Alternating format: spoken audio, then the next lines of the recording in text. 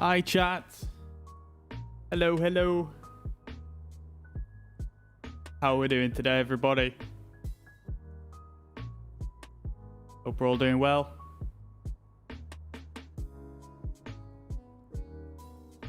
HKG Simulators, my guy. Thank you so much for the stars. Holy crap, kicking things off with a 250 star tip from Mr. HKG. Awesome channel, guys. Highly recommend checking him out.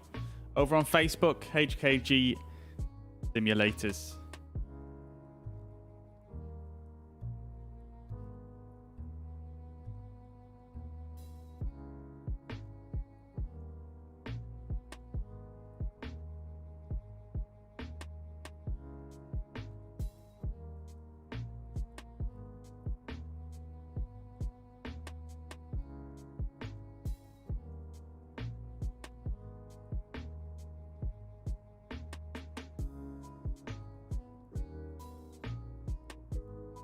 Okie dokie then.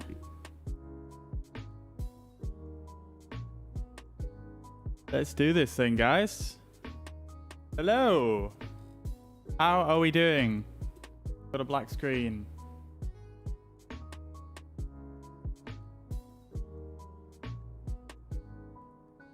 There we are. Okay then.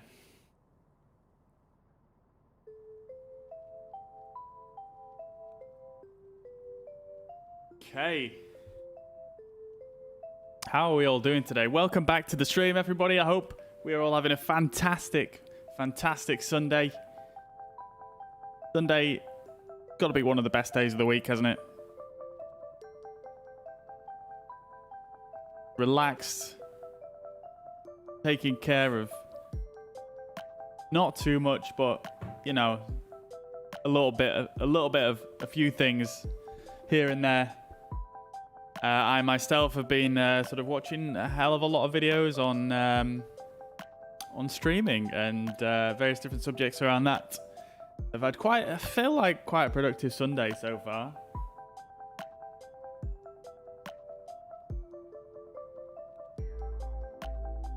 Like I say, I hope you guys have had a brilliant Sunday.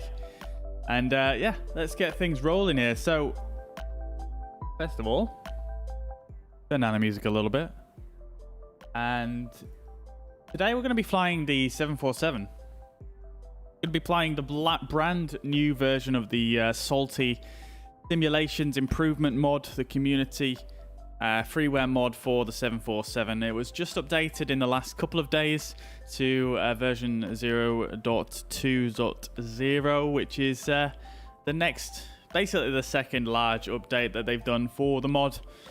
And it's shaping up to be pretty nice. To be honest, we've had quite a few nice little amendments made to the mod, and we're kind of going to go through them to a certain extent today, and really just have a mess around and you know, have a bit of fun with it. I haven't done a flight with the 747 in quite some time, so yeah, really looking forward to jumping in and having a go at this. Thank you very much for sharing the stream over on Facebook, HKG. Much appreciated, brother.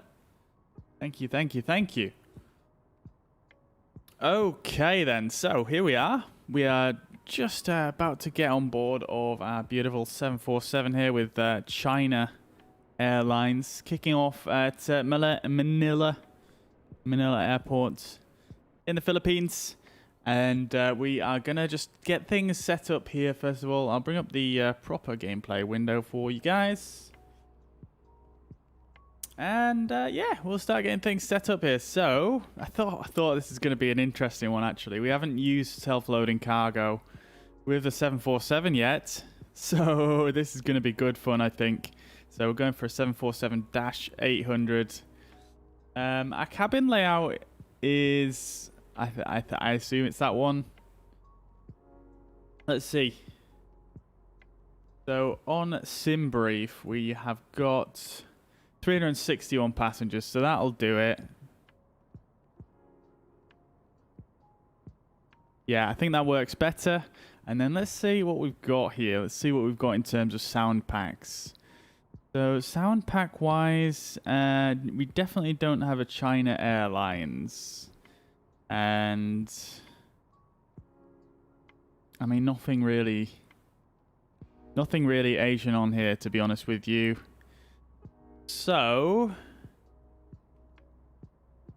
I think maybe we'll just stick with the Delta one, just because it's good. It doesn't have a lot of stuff that makes it identifiable as Delta. It's just a good sound pack. Sounds better than the default one, I think. Our flight number today is 5880. China Airlines' call sign is Dynasty, which I thought was quite cool. I found that one out for the first time today.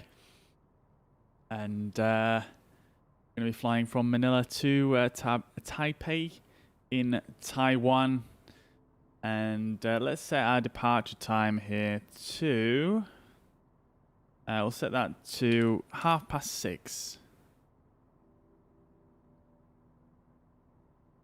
Yeah, we'll set that to 6:30. And our arrival time can be... set that to 20:45, I think. It's probably going to work. There or thereabouts. And we can get things rolling here. Let's click start flight.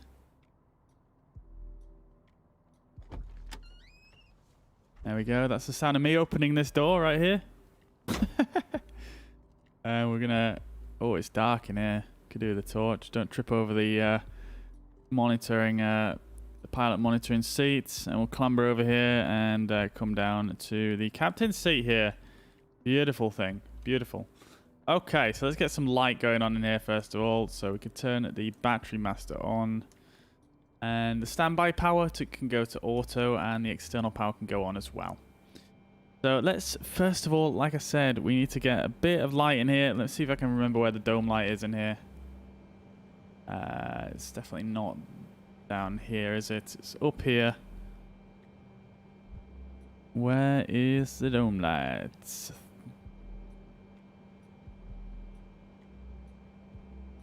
Here it is. There we go. A bit brighter in here. Doesn't really light up the top, which is a bit...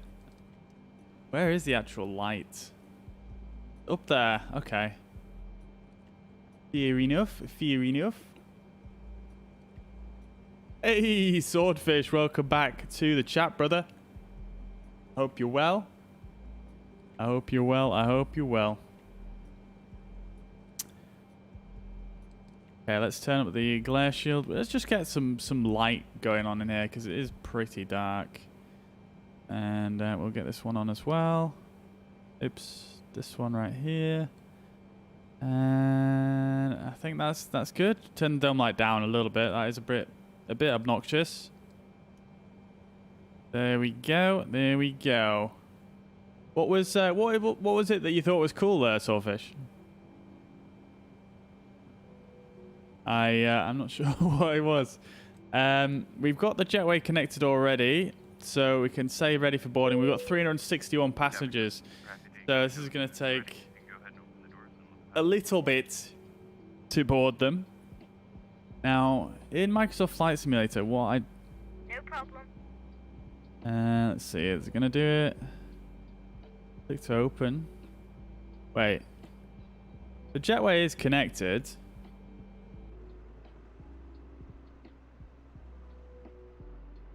It is connected.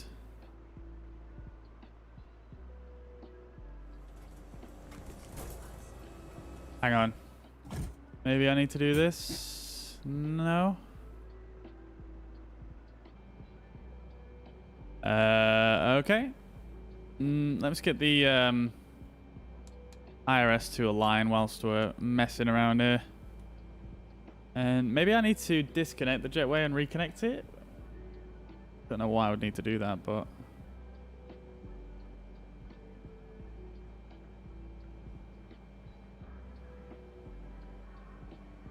Okay, so that's disconnecting. And then we'll reconnect it. And hopefully that will mean that we can start loading on passengers. One cool thing I found out about this mod as well, this self-loading cargo mod, is that you can actually, I mean, obviously you can't do this in Microsoft Flight Simulator because the jetways don't work like that yet, but in other games, other sims where you can connect multiple jetways, you can board passengers on at multiple entrances, so they load even quicker. That's something I thought was really cool. Hey, Simpso! Welcome back to the chat, brother. Welcome to the stream. Hope you're having a good weekend, mate. How are you doing? How are you doing? Oh, what has happened here?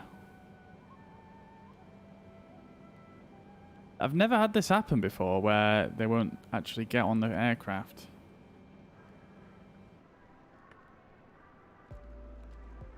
Never had this happen before.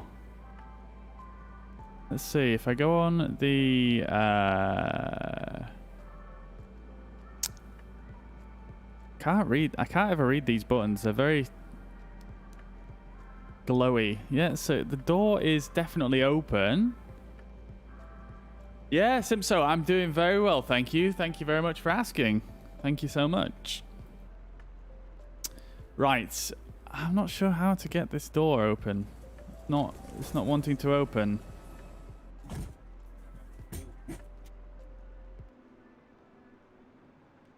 Very weird. I wonder if it's something to do with this aircraft.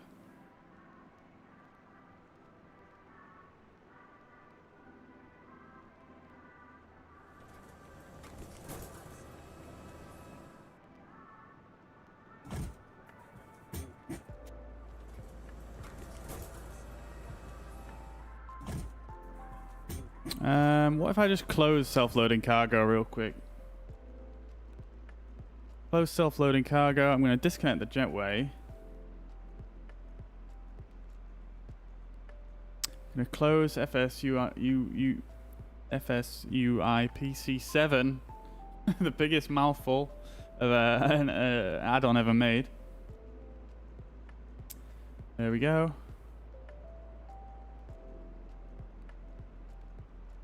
Hey, Marlon, man, brother. Welcome back to the chat, mate. I hope you're well. Hope you're having a great weekend. You're just shoveling snow, holy crap. Well, I bet it's, I suppose any excuse to go inside, really. I'd do the same.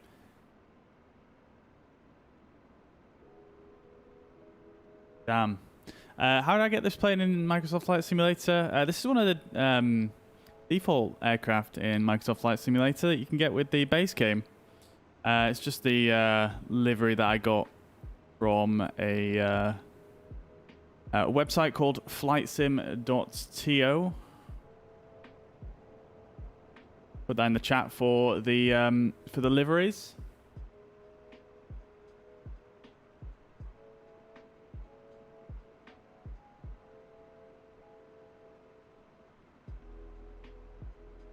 Right, okay, so if we've restarted FSUI PC7, we shall restart self-loading cargo as well.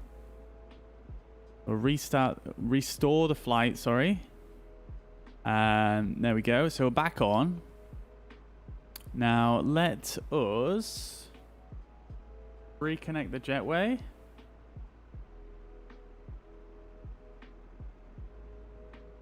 So usually what happens when I do this is it will, oops. When it's connected, the doors just open automatically. But it doesn't seem to want to work for this aircraft, so we'll just have to basically board the passengers. We just have to board the passengers like using a sort of bug. Like I can click this down and then basically just mash the right click, but we'll get the aircraft set before we actually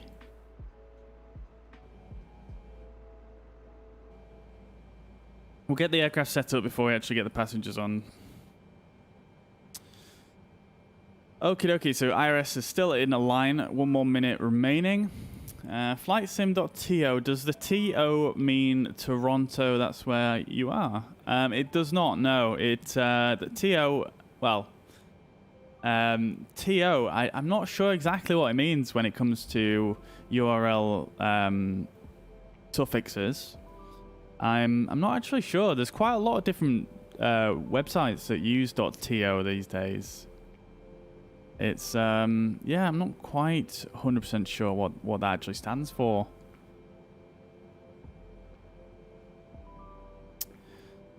Right, so let's get things started up anyway. We'll wait for the iris to align. Another new little feature as well is this standby instrument has now got a bit of a boot up time as well. As you can see, the heading's not actually filled in yet. That takes a little bit of time to start up, which is very cool. Doors page was the last update, but again, still a nice little update there. Let's get things started up here. So RPLL is our departure airport. RPLL, and we'll copy that down. And next page. Then we can go on to runway 6 is our departure runway, which is fine. We have set up some of this route in the world map, so yeah, we don't need to worry too much about the routing. But hey, Jordan, thank you for the 100 stars on Facebook. Much appreciated. Thank you so much. Yeah, mate, I'm looking forward to it too. I've not really done that much flying around this part of the world yet, so yeah, I'm looking forward to it as well. I think the first stream where you actually ever joined in was when I was flying the 747, I think, Jordan. Okie doke. So, perf init. All these numbers should be correct because I've set this up again in the main menu. All my figures are in kilos though, not pounds, so we're just gonna assume they're correct. I'm not gonna go through and do a load of conversion, but I'm pretty sure they will be. Cost index is 25. Cruising altitude is flight level 400. Thrust limiter can stay at the default value, and our takeoff flaps is going to be 20 for today. We're fairly heavy. Of rotation speed of 122 knots, which is actually quite slow, which is fine, I suppose. And that's all that's set up. So let's just go in and just check the routing. Make sure this is all input correctly. So we'll go on to the legs page and bring up the plan mode on the ND here. We'll zoom that in, and I'm just going to step through this basically. For some reason there isn't.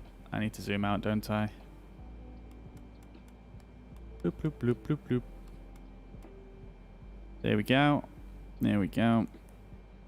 Back to the start. So taking off runway 06, coming out to the north.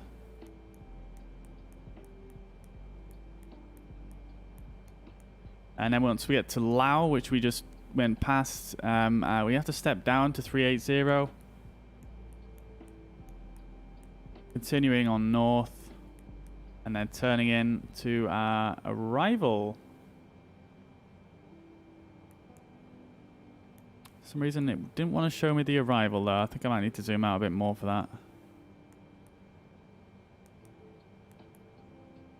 There we go. Okay, cool. And I think we might just have to input the arrival whilst we're here. I'm going to leave this up because it's a bit easier to see that way. We'll do it like that. So we'll go departure arrivals. Departure is set up correctly. And our arrival is going to be for runway 05 right. We can use the ILS there. And our transition, let me just double check this over on Navigraph. Let's jump over there real quick. So if we go on to Navigraph, here is our routing as you just saw. It takes us straight north over the Philippines here, over the sort of main island, all the way up over into Taiwan. And we're going to be landing right here. This is actually a real life flight by the way, guys, just for your reference. It actually flew earlier on today. Basically, I was just looking for some short-ish 747 flights, and this is one I came across. Probably one of the only ones I came across, I think. So, yeah, looking forward to this. It gives me an excuse to use the China Airlines livery as well, which I don't get to use. Well, I've never used it, so... so we're going to go runway 5 right. This is with the jammy transition right here. So, oh, there's some interesting transition names on this one. We've got jammy, we've got fetus, and we've got march. Interesting. So the FMS has chosen a fetus transition for us, but we want jammy, so let's choose jammy. There we go. There we go. That's cool. We actually flew through jammy the way it routed us there, and then through into fetus. So yeah, interesting. Cool. Okay, so we can execute that, and that is looking all gravy on the flight plan. We'll just check the VNAV page, make sure this is all looking correct. Flight level 400. That's fine. This is a new. Whoa. Sorry, guys. We need to go here, don't we, before you guys can actually see what I'm talking about. So I basically just went into here, selected the jammy transition right here, and basically executed that, and that's give us this routing here, which is good. That's fine. And then we can check the VNAV page. This is a new update as well to the mod. Basically just putting in this extra information. Some of this was missing before. It tells you the max recommended flight level for the aircraft with this weighting, etc. And just gives us obviously a summary of our cruise setup here. So we're going to have N1 thrust limit of 82.6% and a speed of 200 knots. Seems quite slow actually, but we'll see what it does. Okay, cool. And then just to finally set us up here, we can actually check the NavRad page. Yep. Always throws me off that because in the Airbus it's RadNav. So 110.70 is our ILS frequency. That is correct and checked on the chart here. And that's it really. This aircraft doesn't support sort of VOR DME yet, which would be helpful if it worked, but it doesn't, so we're going to just turn those off and ignore those.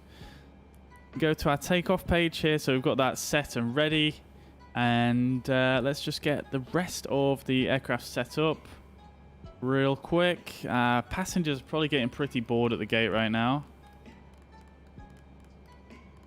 The passengers at the moment, they're fine.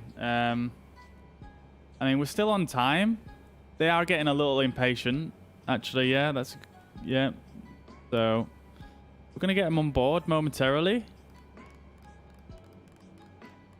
We'll just set this up first. So altitude is gonna go to 40,000, and in fact,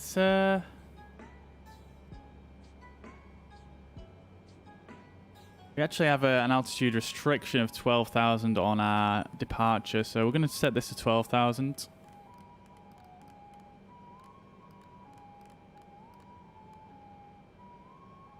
And like I say, we'll get the passengers on board now. I'll just get this thing to... I basically just got to mash right click until it works. There we go. So it gives me the option to board all passengers instantly.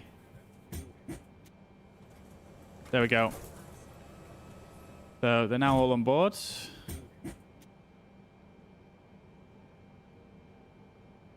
And we can pull away the jetway. We'll disconnect that. Goodbye. Goodbye. I mean, they were inside the terminal, so they're chilling, really.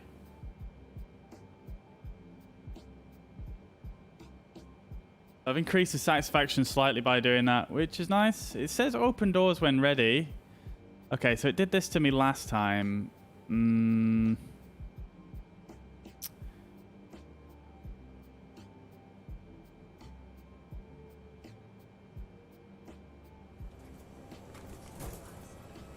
Just gonna try and get it to like go into the next phase of flight here. It bugged out with me before.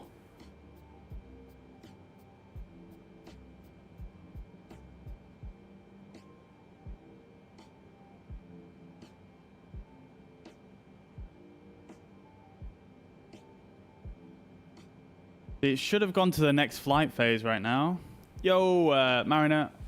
Welcome back to the chat, mate. Welcome to the stream. I hope you're well. I'm doing very well, thank you. Good to see you again. Good to see you.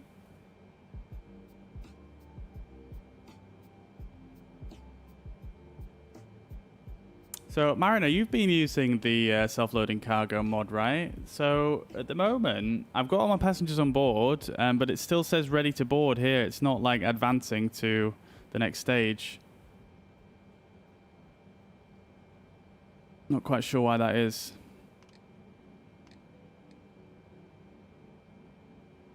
Let's get the APU started anyway. Let's see if it's got anything to do with that.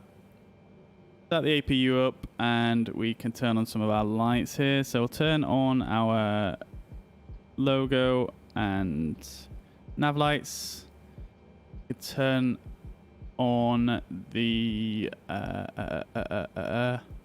fuel pumps as well.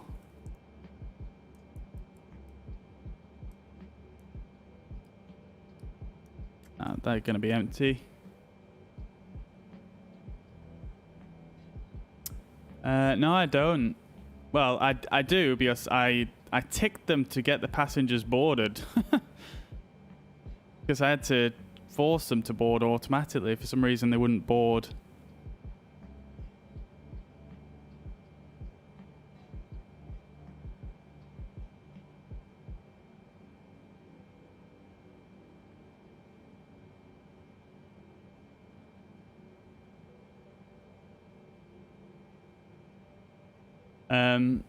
Let's see what happens when I turn the APU on anyway. APU generator is on.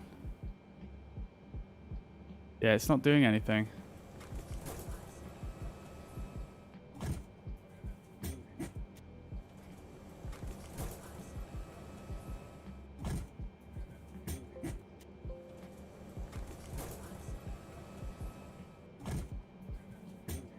Yeah, I'm not really sure what.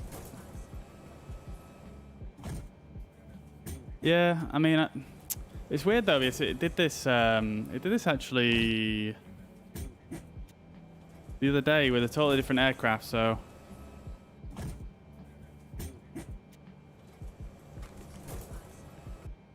Just gonna restart it real quick and see what happens.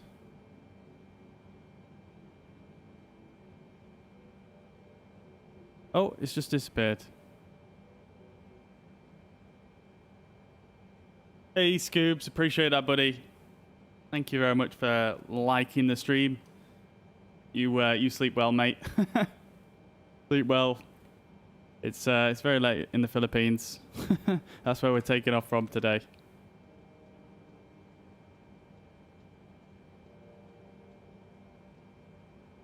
I'm gonna close a couple of other mods, see if they're interfering in any way or shape or form. Now it doesn't want to load up self-loading cargo at all.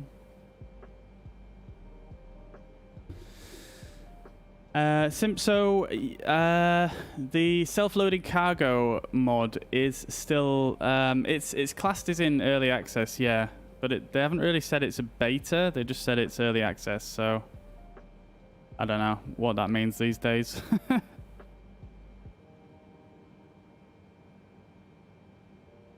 Gonna restart FSUI PC7 as well. Click no. I didn't even give me a chance to click it. Ah, that's a bit. Yeah, exactly. I'm a free tester, mate. I mean, to be fair, the software that it connects through this one, the FSUI PC7, I am still using the beta version of that.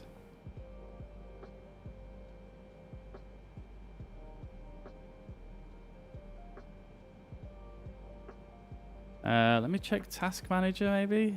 Maybe it's still open somewhere.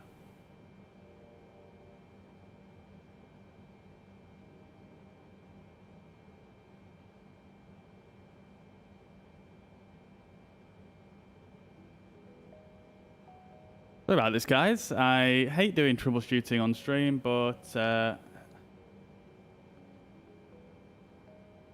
this is Microsoft Flight Simulator for you.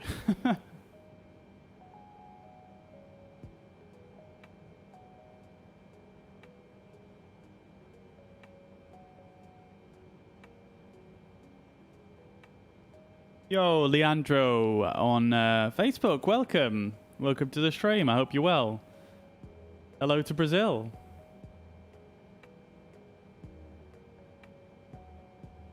I can't see any services that are still running. And I cannot see anything related to it. I can't see anything related to it in Task Manager, to be honest. That is a bit of a shame. I was looking forward to using this because, yeah, I've never flown with the 747 with self-loading cargo on before.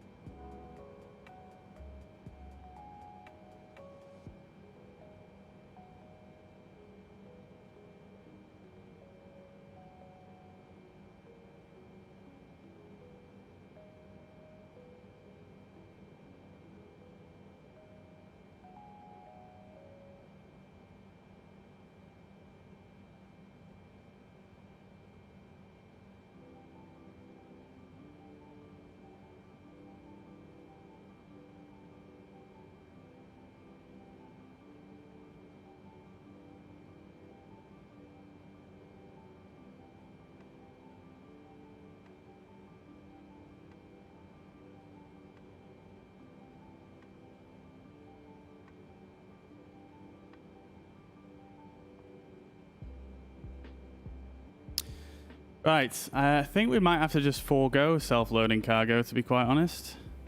Oh. Okay, it's actually loaded up this time, so that's positive. Alright. Try it again.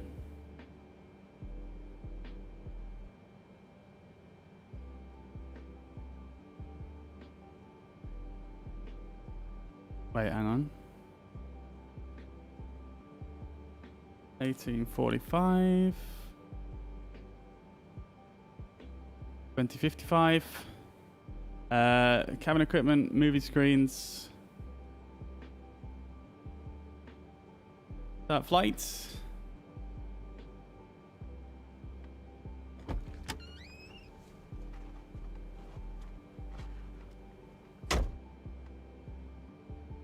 Ready for boarding. Let's request jetway connection.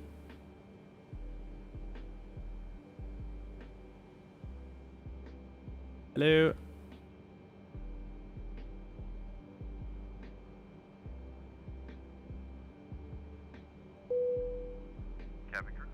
Door opening in 16 seconds.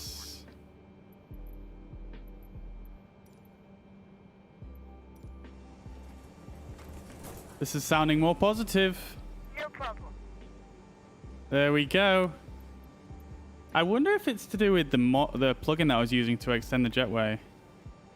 Right, cool. Okay, so I'm going to just right-click to instant board so that we don't have to wait forever. Hey there, pretty much ready to go.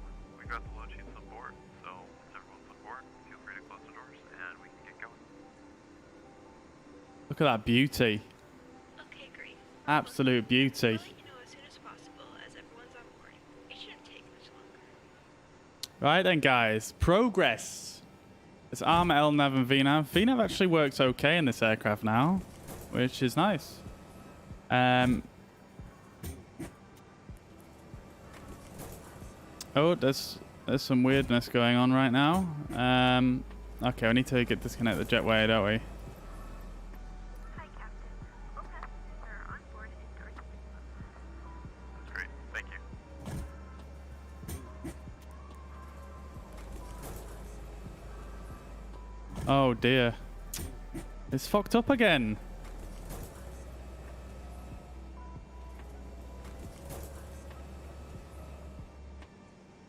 Right, there we go. I just mashed the button and it's working. Okay, beautiful.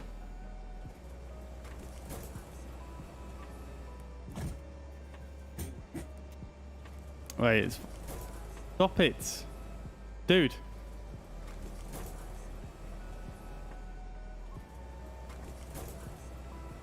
What the hell? Oh, these options are ticked again.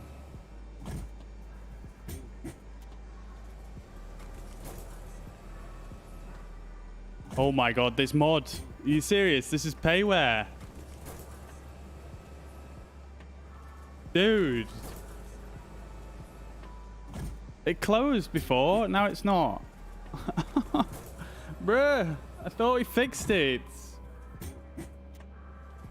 Oh. Okay, we're fixed. You just got to look away for a second and it fixes itself. But it's still playing that sound.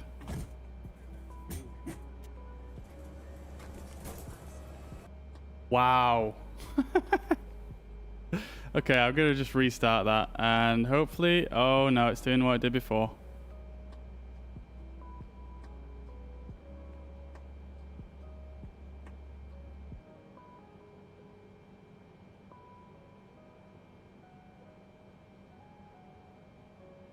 Okay. Last try here.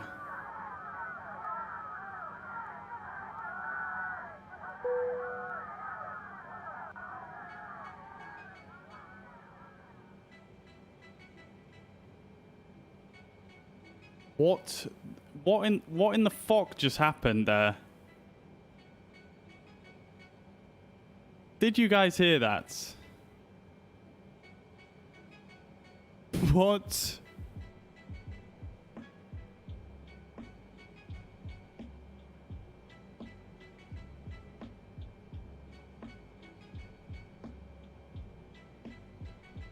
Right.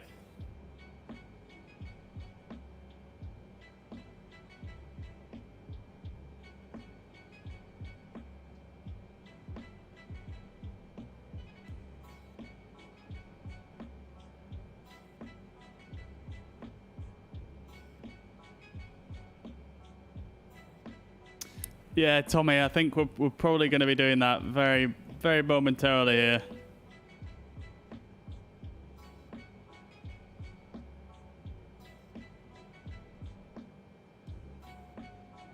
But, I mean, the way I see it is, this mod has worked perfectly for us many times before. And it just adds a nice little element to the cruise phase, etc. Anyway, we're going to be going 060, aren't we, to takeoff. So we'll set our heading book to that.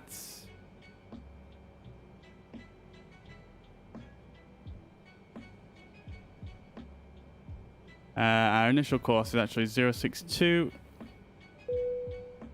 Cabin crew, rapid D going down as soon as you're ready. You can go ahead and open the doors and let the passengers on board.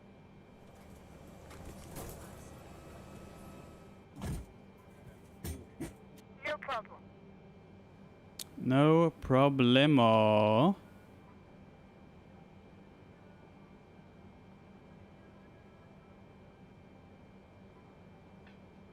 Yeah. Yo, Ray, welcome back to the chat. I hope you're well, mate.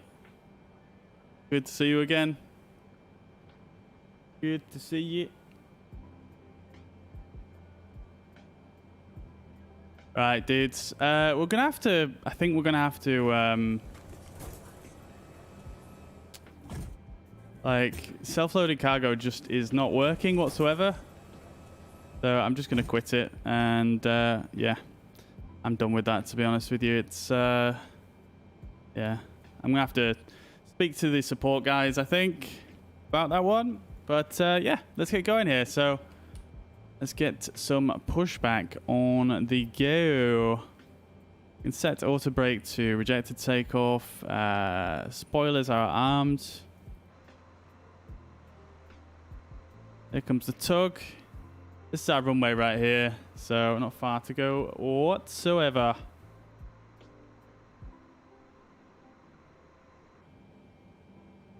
And I made sure we actually, this is actually quite convenient because this is actually the, this terminal here is the one that China Airlines actually uses at this airport.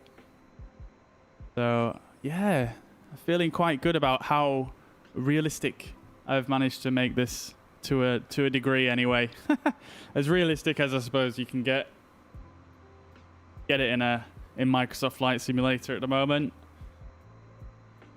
Right then, so let's get engine 3 and 4 started up.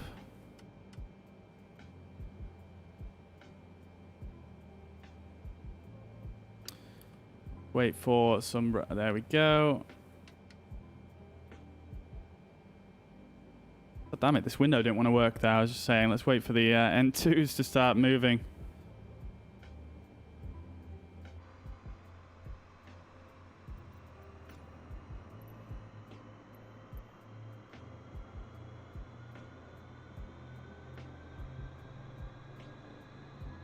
Right then.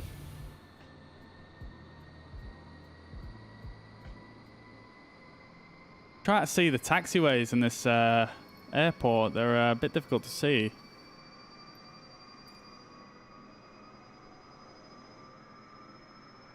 can see these engines. Amazing. Amazing. Love the sound of these engines. That's engine 3 and 4 stable. Now we'll go 1 and 2. Wait for these to hit 0.2. And we can start the fuel flow there.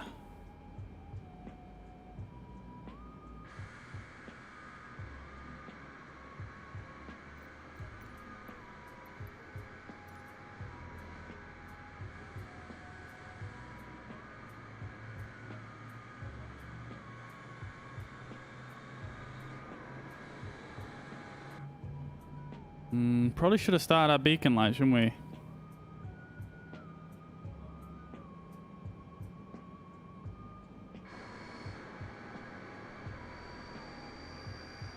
This is a long pushback here.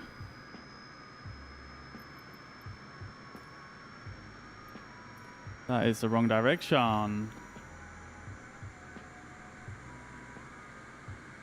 4132 is the starting procedure in the Boeing.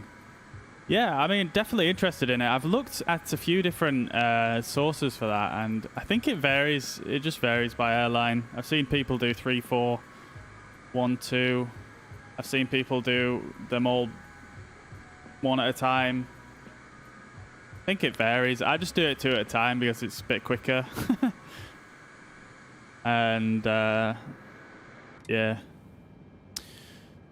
Right then, let's you can turn our taxi lights on and our runway turn-off lights on now. Everything else is set. We could put our anti-ice all to auto. And we can turn our seatbelt signs on. That is a new little switch that works since the update for this mod. I have to find the button first though. Let's see. Gotta be down here, right?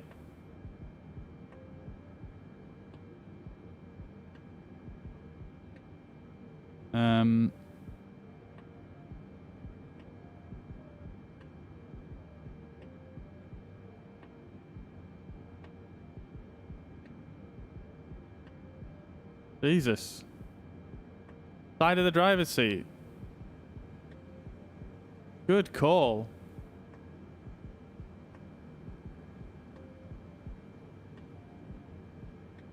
Not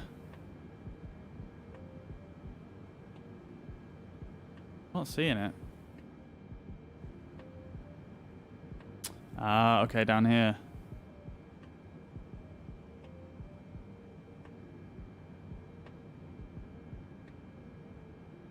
There it is.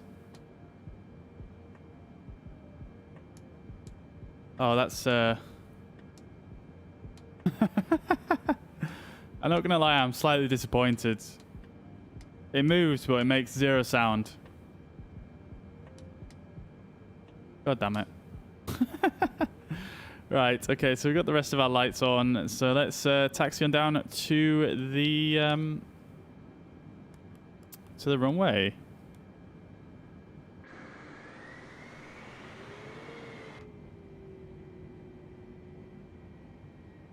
And we can get our flaps out as well.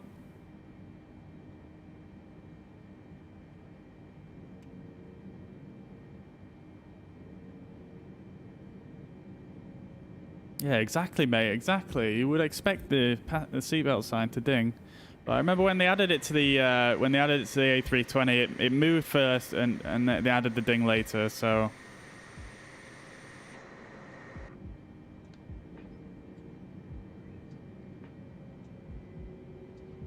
Got a very, very tight turn to make here.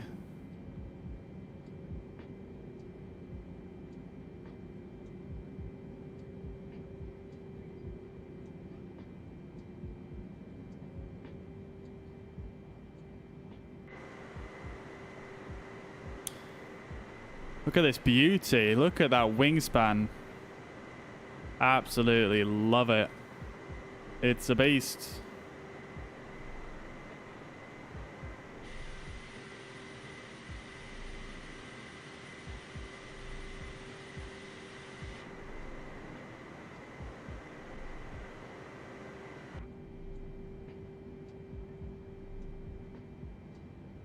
Not gonna lie, I am slightly sad that self-loading cargo won't work for this flight, but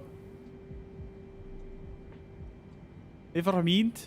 Never mind.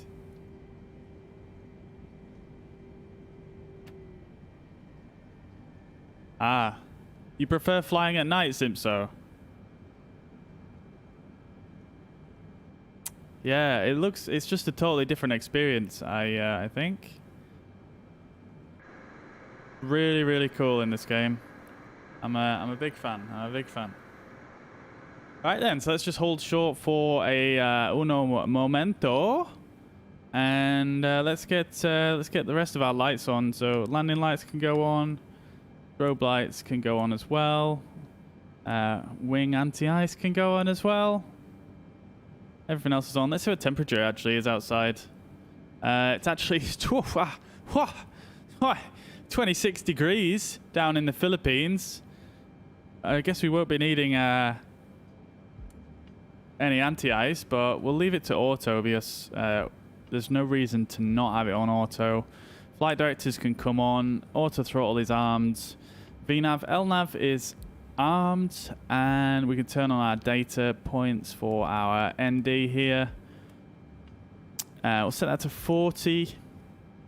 And we'll set our auto brakes to rejected takeoff. Spoilers are armed. Everything else is set.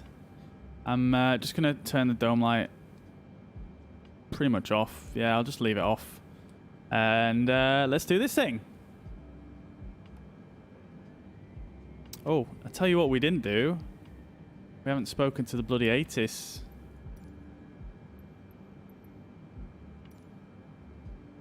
We haven't got the pressure reading, have we?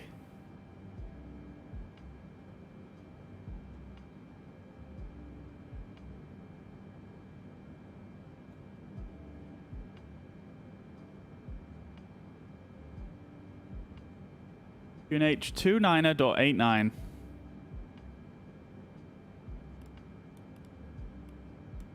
There we go. Not going to use ATC in Microsoft Flight Simulator at the moment because, to be blunt, it's shit. So we're going to carry on Gonna carry on going. And we're gonna pretend we've got takeoff clearance here. Tell you what we can do though is we can tune that. And whilst we are getting onto the runway here, I'll start this up.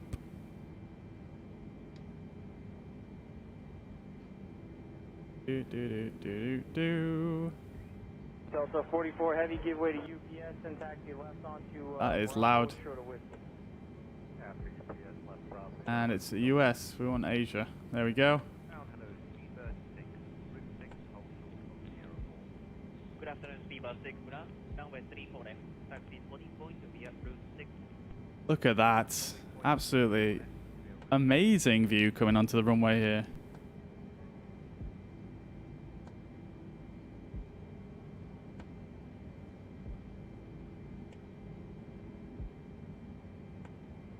Brake on down here.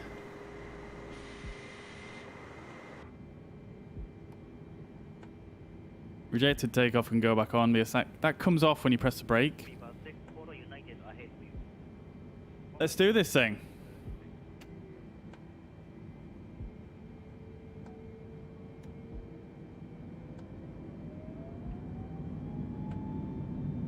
Let's punch it, guys. It's punch it. Transition altitude is 11,000. V1. Rotate.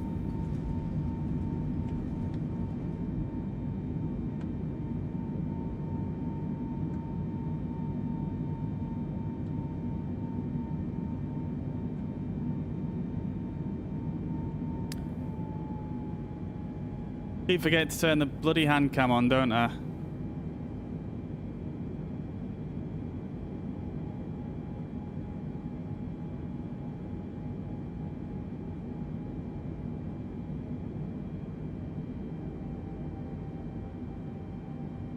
So let's go nose down now and we can accelerate.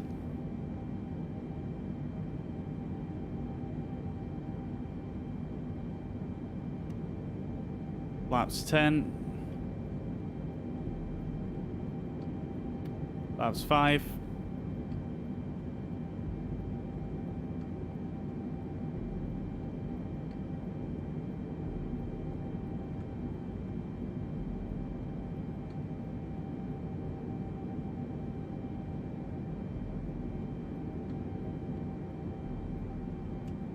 Flaps 1.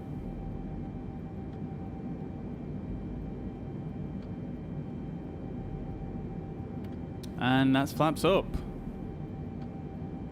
Thank you very much, Francesco. Thank you. I'm glad you thought it was a good takeoff. I thought it was, yeah, it was okay, I suppose. Oh dear. Why does the plane want to fall out the sky all of a sudden?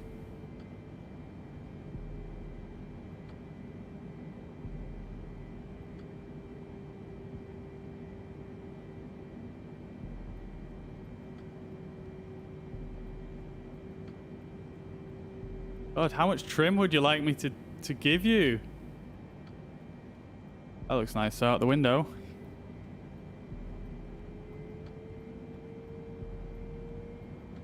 Right, and we're going to engage autopilot there. And, yeah. Not bad. Oh, dear God. Could do with putting the gear up, really, couldn't I? For some reason, every time I fly the 747, I always forget the gear. I don't know why, but I do. I don't know why. It's just a 747.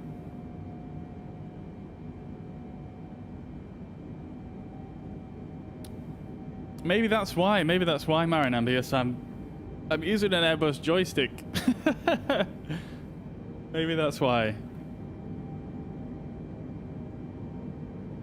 Okay, so we're climbing at a pretty large rate here, but it should start to level off a little bit. It should start to calm itself down.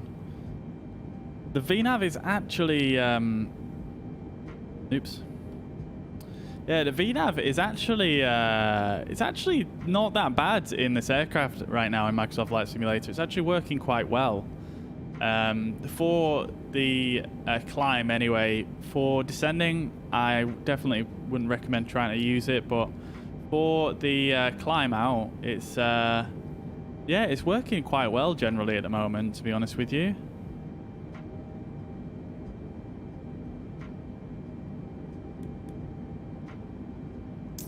So we've got a restriction of 12,000 feet at Laudan, maximum 12,000, and then from there we're gonna continue climbing out. So we're at 10,000 feet. We can now turn off our lights.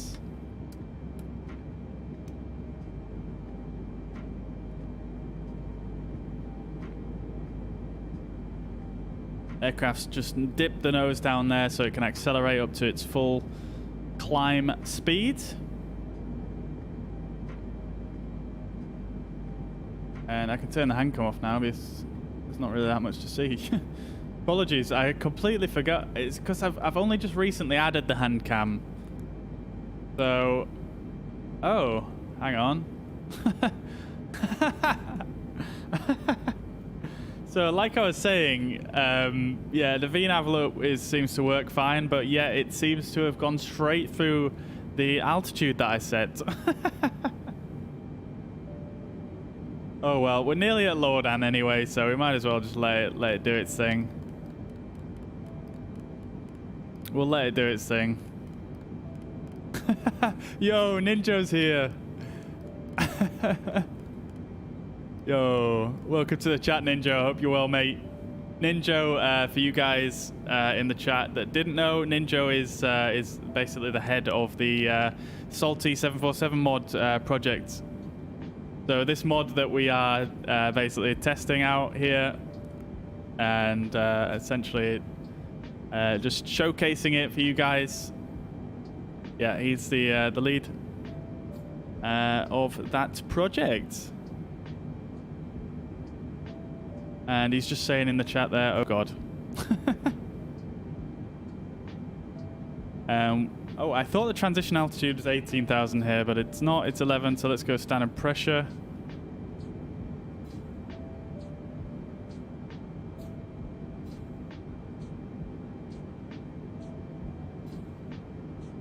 Yeah, everything else is looking good. I probably should have turned the APU off as well. That can come off now anyway.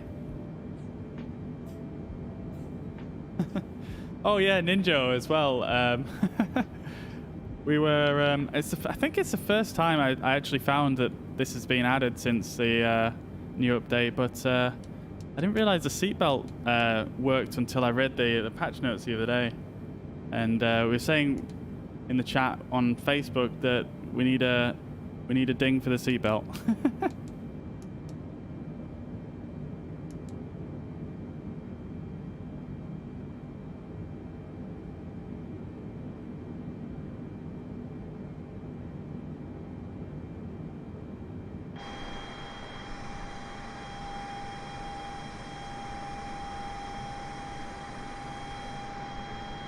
Oh, look at that.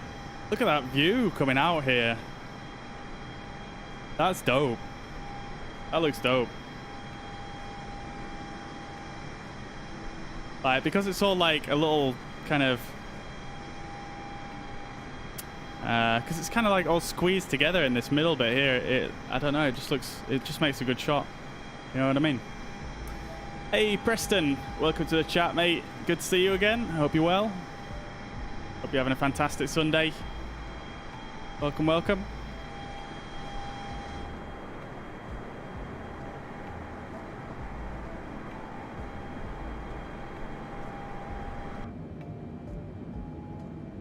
Right, yeah, I see Ninja, yeah. Yeah, I noticed that a few people, or I'd seen at least one other person in the Discord mention that, I think it was 747 Forever who was saying that the models were a bit weird to work with in the 747 when it comes to the moving the knobs and stuff like that.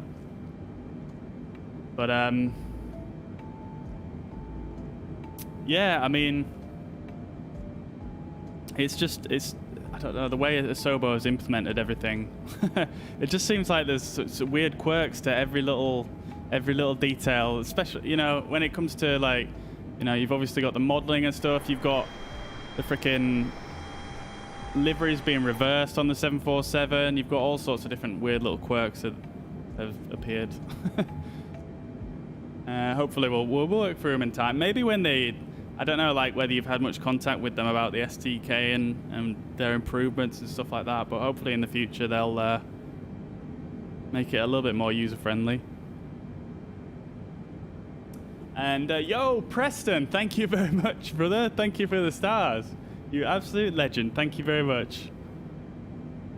Another 200 stars coming in on Facebook from Preston. So thank you, mate. I'm glad you're enjoying the content. Appreciate that.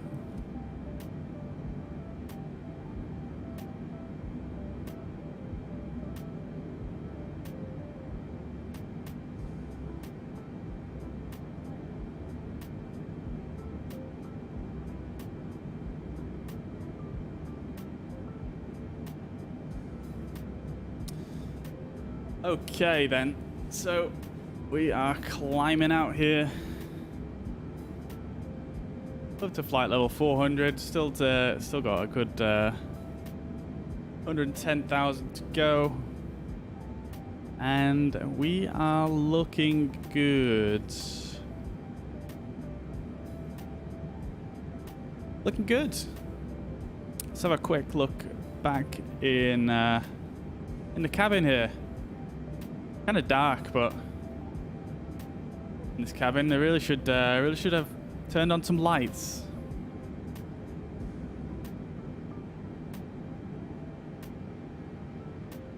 I do like these window surrounds though. There's something about them that just looks cool. Like, I don't know if it's easy for you guys to see on stream, but like they've got this real like depth to them compared to like the other airliners. Like they're real chunky kind of walls for this aircraft.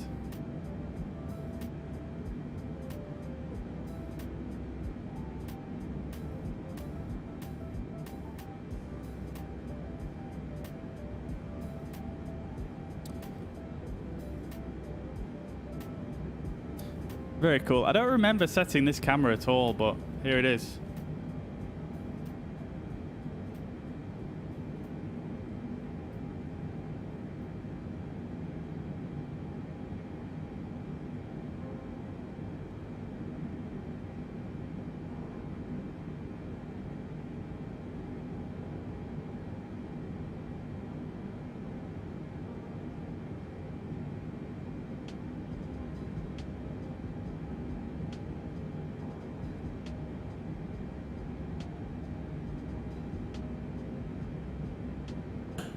So off we go to Taiwan then, guys. So we should be heading north now, up over the sort of the main Philippine island. And obviously it's quite difficult to see, but we're gonna go over the sea for a bit and then down into Taiwan. Overall, it's about a 2-hour flight. So we're probably going to be cruising here for probably about an hour or so, I think.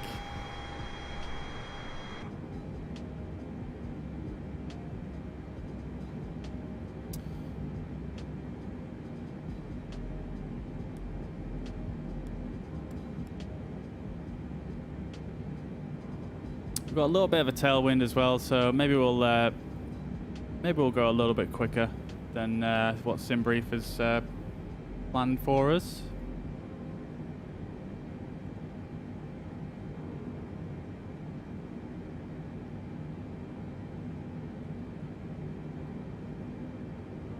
So another one of the nice little new updates we had to this mod since the most recent update here was this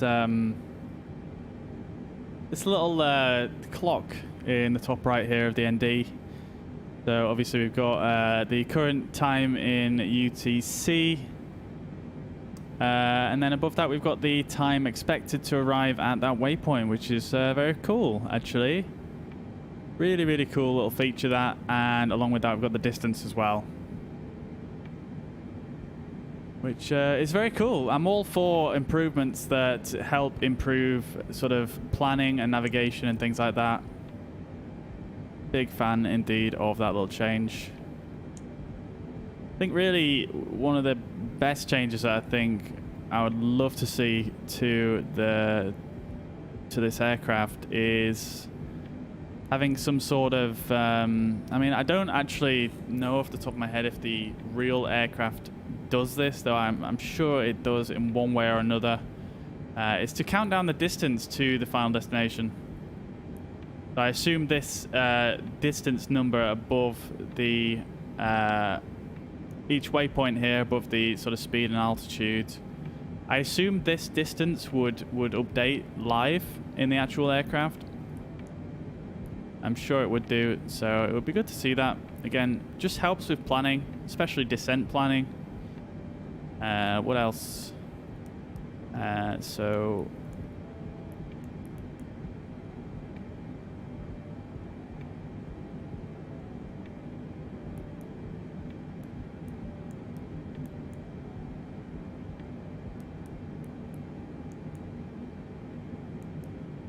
yeah, I think that would be one of the biggest changes. I think for me, when I was flying the A320, something that helped a lot with my descent planning was when they actually implemented that. I feel like it helps so much.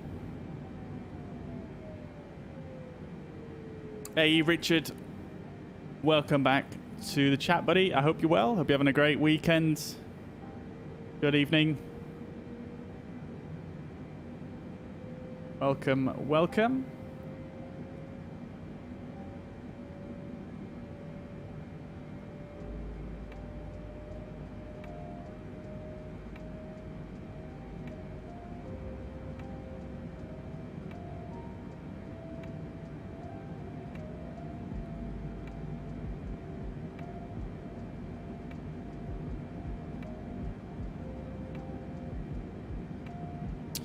Okie dokie.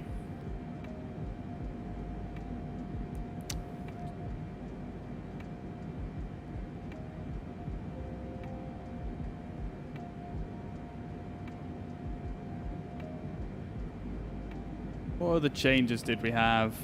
So we added the gear EICAS page as well. So we've got this one here, which will just show obviously the position of each landing gear, which is very nice, very nicely done. It looks really I don't know, it just looks really authentic, really nicely done, this page. Just really nice work, honestly. What else have we got? We've got the we've got the cost index, but we've been messing around with that for a while. Obviously, we did that at the start of the flight. Another big one as well that I completely forgot to point out to you guys while we were climbing there. You probably saw it on the ND, the little green banana just on here. You will have seen it. In fact, if I just do this real quick, there you go. There you go. There it is. There's the green banana. So what that actually shows is it shows basically that when we'll reach the climb that we've set, or the descent that we've set, when we'll reach the specified altitude, which is a very nice one as well. Just a nice little feature. Again, does help with descent planning actually a little bit. So big fan, big fan.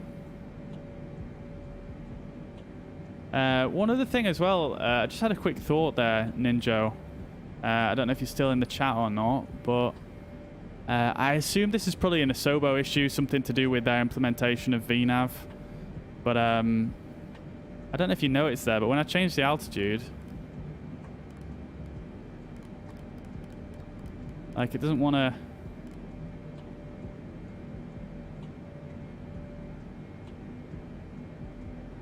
doesn't actually want to do anything. So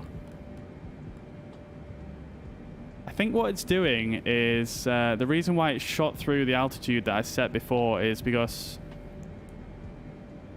It's just basically going straight for the cruise altitude, isn't it? It's just ignoring everything else. Regardless of if this button is set, it just goes. It just ignores this value here, I think. So I don't know if that's. I don't know if that's anything that the mod has changed. I can't remember if it was like that before or not. But I don't know if you can shed any light on that. Intrigued to know, really.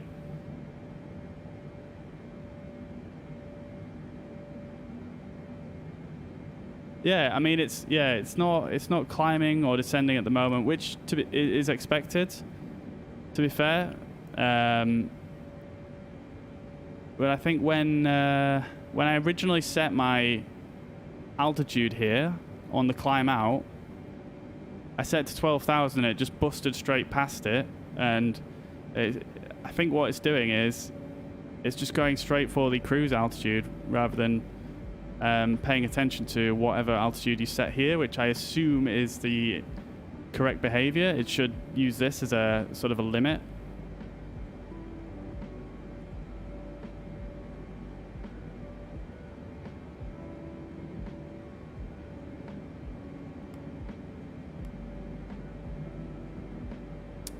Yeah, I thought as much. It's a weird implementation, isn't it? It's like, I don't know about you, but I've definitely noticed that it feels like it's improved for sure. Since the sim came out, I feel like the VNAV has improved a little bit, but it's like, what is it that's actually improving it? Because Asobo, they never put anything in the patch notes about it. Like, they've put a few things in the patch notes about the 747, but nothing really related to VNAV, but it still seems to improve slightly. I don't know why that is, but it seems better anyway. Not complaining, but yeah, it's just weird how they're dealing with it. Yeah, I agree.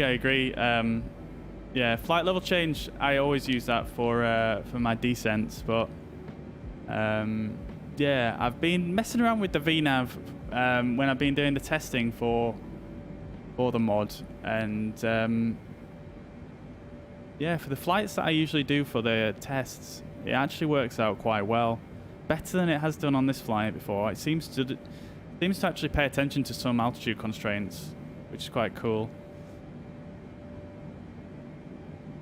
But yeah, for the descent, it's just totally unreliable.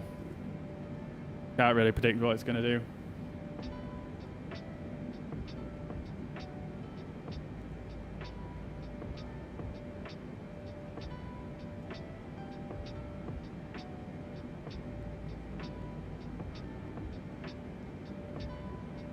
Okie dokie.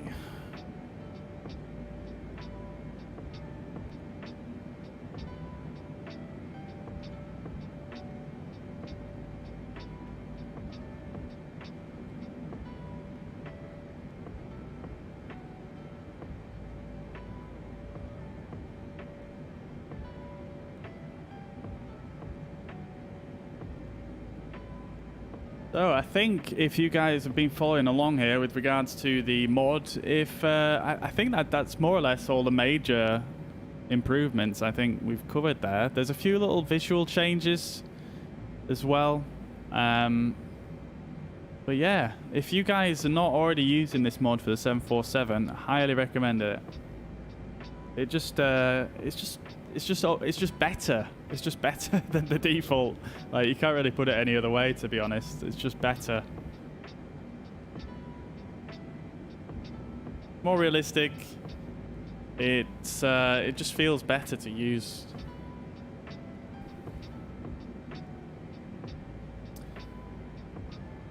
I'm gonna put a link to it in the chat for you people.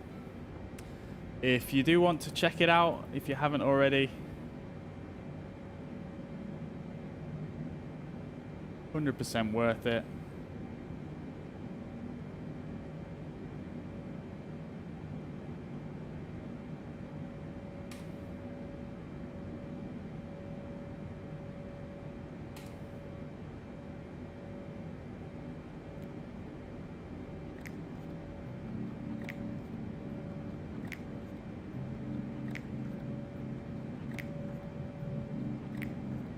There it is. There it is.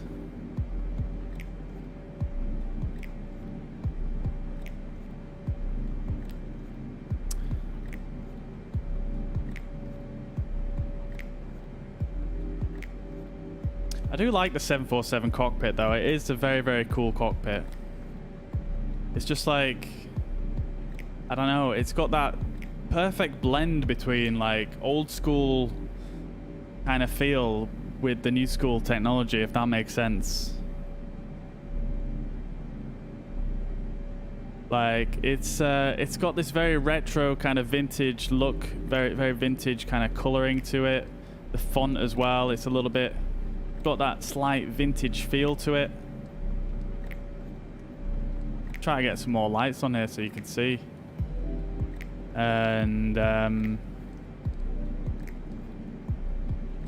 but the technology inside the 747-8 is actually pretty damn up to date. It's modern, and the systems on Boeing's, you know, they tend to look a little bit more raw, I think, but if you compare it to Airbus, but that's just Boeing, I suppose, isn't it, really? The technology is still there, 100%. Fun fact about the 747, I think it's actually it was British Airways' 747 I think the dash 400s. I think up until some of them, damn, that's loud. Up until when some of them were only recently decommissioned, you actually had to, the firmware on them would be updated by floppy disk. By floppy disk. My god. That is so old school. Like, you would go down into the avionics and yeah, it would be updated with a floppy disk. That's crazy, I think. When I read about that, I was like, whoa. Like, I know some of these aircraft are like old, but come on now. You're updating a freaking heavy passenger jet with a floppy disk. It just seems so strange. It's a shame there's no lights in the back of this cockpit here. It's extremely dark back here. I was actually mucking about with the cameras, and you can actually get your camera all the way back here, which is quite cool. You get a very cool view from back here, I feel.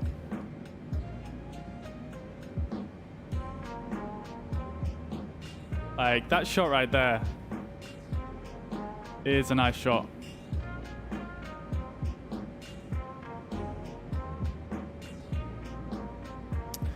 I love the amount of detail that they've done though in this cockpit. It's just awesome. Like, you've got this little, actually I can't even really tell what that is because it's dark. Oh, my camera's messed up. Yeah, you've got whatever that is. You've got these little look at the detail there. You've even got like detail on this strap. You've got the little buckles, and you've got like this. I assume this is something to do with the electronics of some description. It obviously seems to have every single system on there. Or at least it's maybe something to do with the displays, potentially, because it looks like it's just got display information on there, maybe. Not sure exactly. I'm not that well versed with the cockpit of a 747, but we're just having a browse here. You've got the mic and headset in there. Look at that. It's even modeled in there. It's a shame it's not lighter at the moment, but you've got these latches. These actually look nice and transparent in real life. Not in real life. When it's lighter in the sim. What's this one here? Load limit 1 kilos. Latch ties after stowing. Yo, Cal, welcome to the chat, mate. Nice to see you again. So Cal says, used to be in the Navy and working on frigates. Only about 4 years ago, we used to have to use floppy disks anytime we moved data about the ship. Holy damn. Wow. Yeah, I mean, I suppose it's still in the realm of the 747, really, isn't it? It's obviously a large transportation vehicle. And, you know, obviously, you know, if it's broke, don't fix it, you know what I mean? So obviously these things get kept for a long time. And obviously the old system sometimes gets kept around as well. But yeah, that's actually really cool, really interesting to know. Yeah, thank you very much for sharing that with us.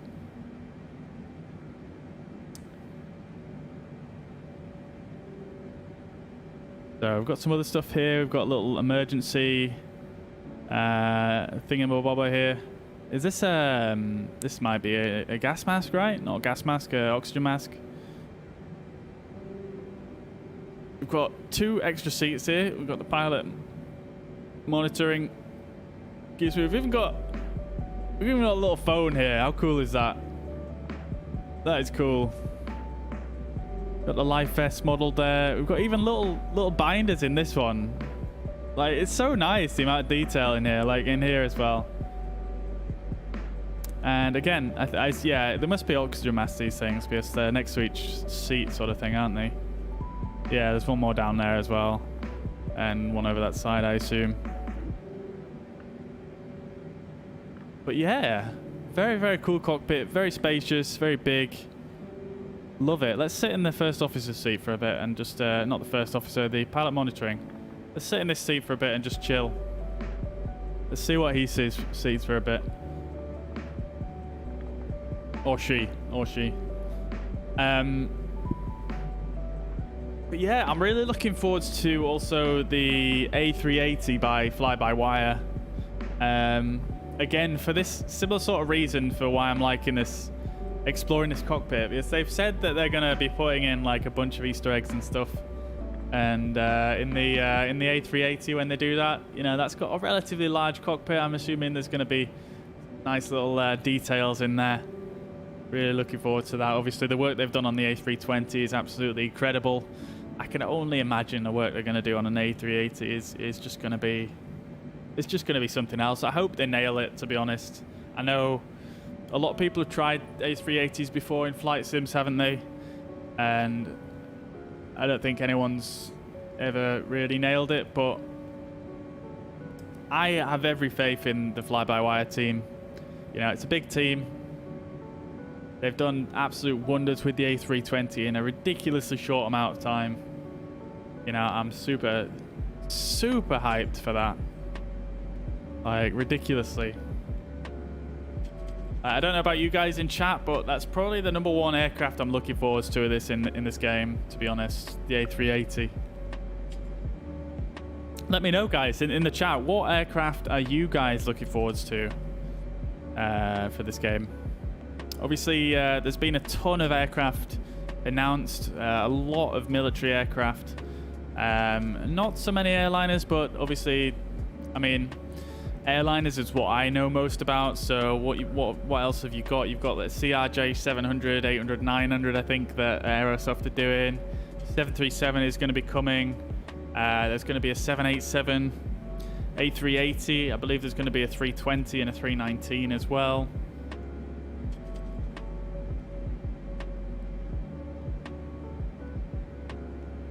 Marlon, dude, the 777. I didn't think of that one at all, actually. Have they actually announced the 777 already then?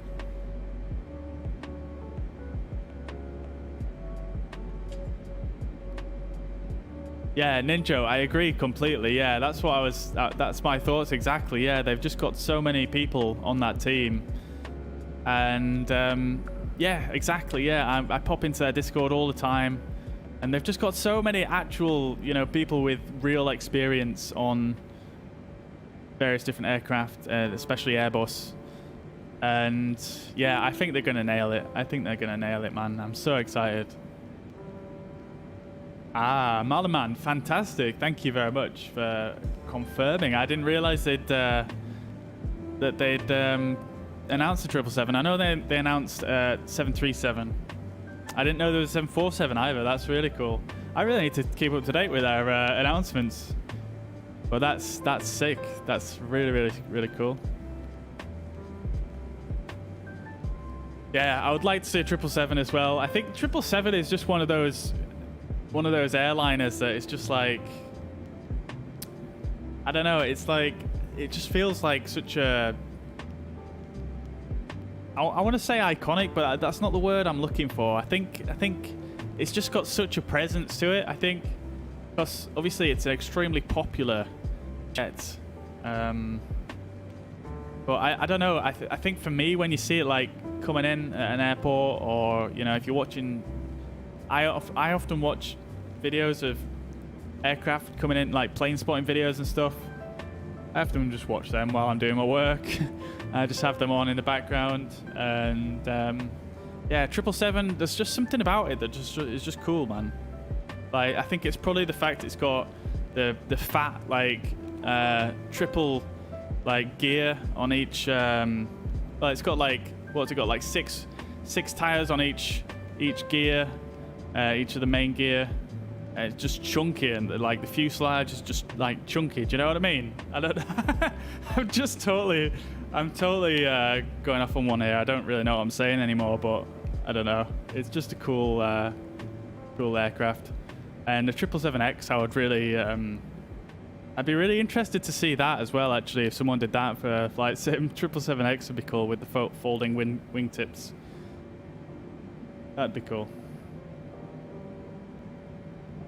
But yeah, I agree completely, Marlon. Yeah, it's you know, there's a reason why it's probably one of the most popular aircraft.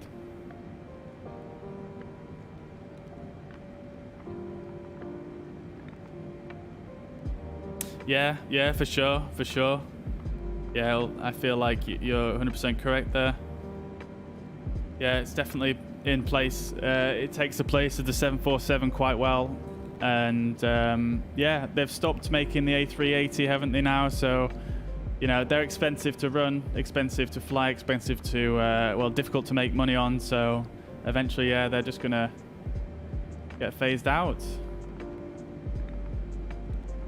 Hey, Dylan, my guy. How you doing, brother? I hope you're well. I hope you're having a good Sunday. Welcome to the chat. I hope you are doing fantastic. Welcome to the stream, buddy.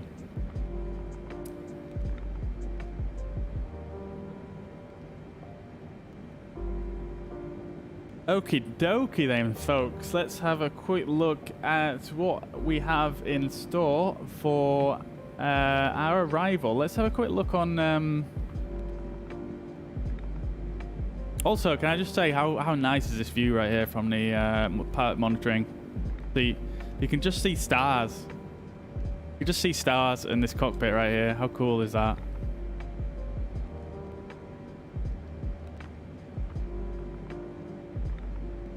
Very cool. Very cool. I don't know. Oh, also another another thing I've been messing about with recently is let me see if I can find my where have I put my phone. 1 second, dude.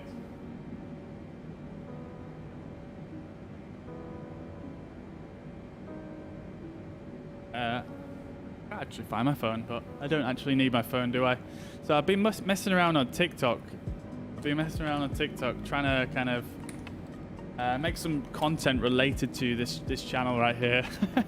And I actually did quite a good. Well, I thought it was quite a decent little video here in the 747 the other day. I was mucking about with like, so it was this camera. It just reminded me of that video, and yeah, so it was this one right here. Hang on.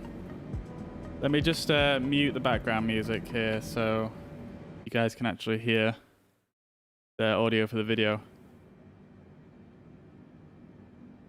1045, right heading 320, clear push approach, 32 left behind the traffic. Right to 320 behind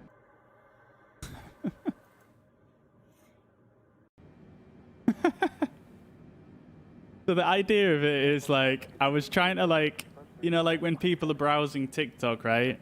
They're just flicking through videos and all they see is your name and the hashtags, right? And that's it. So I was kind of trying to like, make it look like I was a real pilot and then make it feel like it's real footage, even though it's from the sim, and then switch to this. I thought it was funny, but and I did another one as well.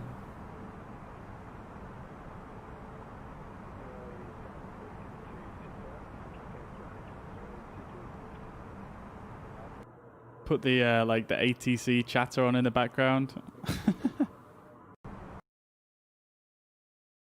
Anyway, I thought that was just a bit of fun.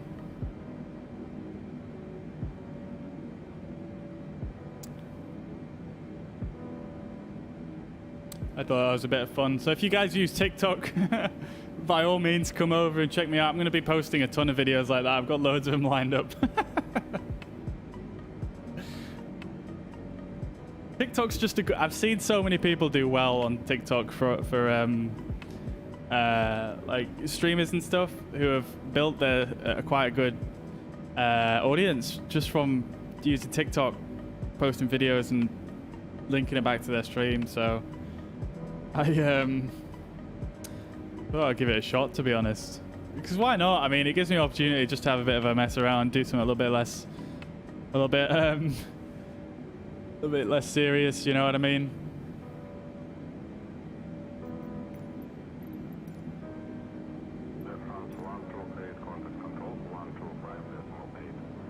Right, what we were gonna do before I got distracted by the TikTok? We were gonna have a look at the arrival, weren't we? We're gonna have a look on Sim Toolkit here. Right, okay, so let's have a quick look here. So, as you can see, already we're about halfway into our flight. About halfway in. And obviously we've departed Manila, gone all the way north. We're over the sea now. And yeah, so we're going to be heading further north over here into Taiwan from the south side. Turn the music down a little bit. And where are we going? There we go. They're on Spotify. Okay, so yeah, we're going to be heading up through the south side of Taiwan here, and basically up the west coast, and then down into Taipei. I'm not exactly sure on the pronunciation of that, but yeah, it should be cool. Then we're going to be using the basically the, I suppose you could say we're using the Tina arrival. Let's see. Okay. Why? This says Tango November 1 Alpha. I guess it's Tonga 1 Alpha. Tong 1. It should say Tong 1A there, but anyway, I'm waffling again. So we're gonna go in via Tonga here by the looks of things. And having said that, though,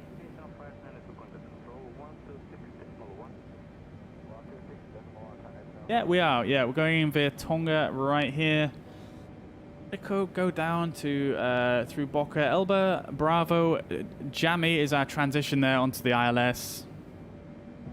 So yeah, pretty straightforward arrival by the looks of things. Nothing too serious to pay attention to, really.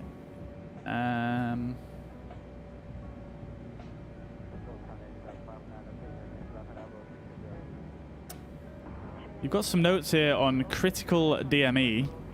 Now, in my limited experience, I'm not exactly sure what critical DME, like what it's trying to say there.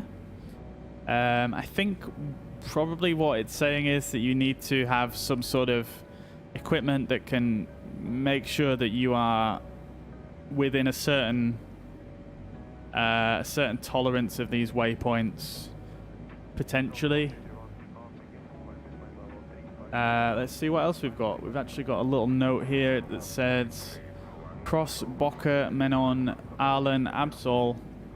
and maintain flight level 290.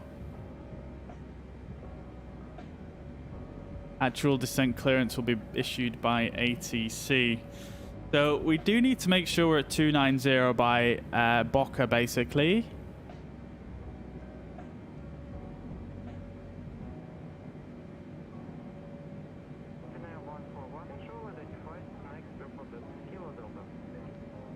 Okay, so we'll bear that in mind.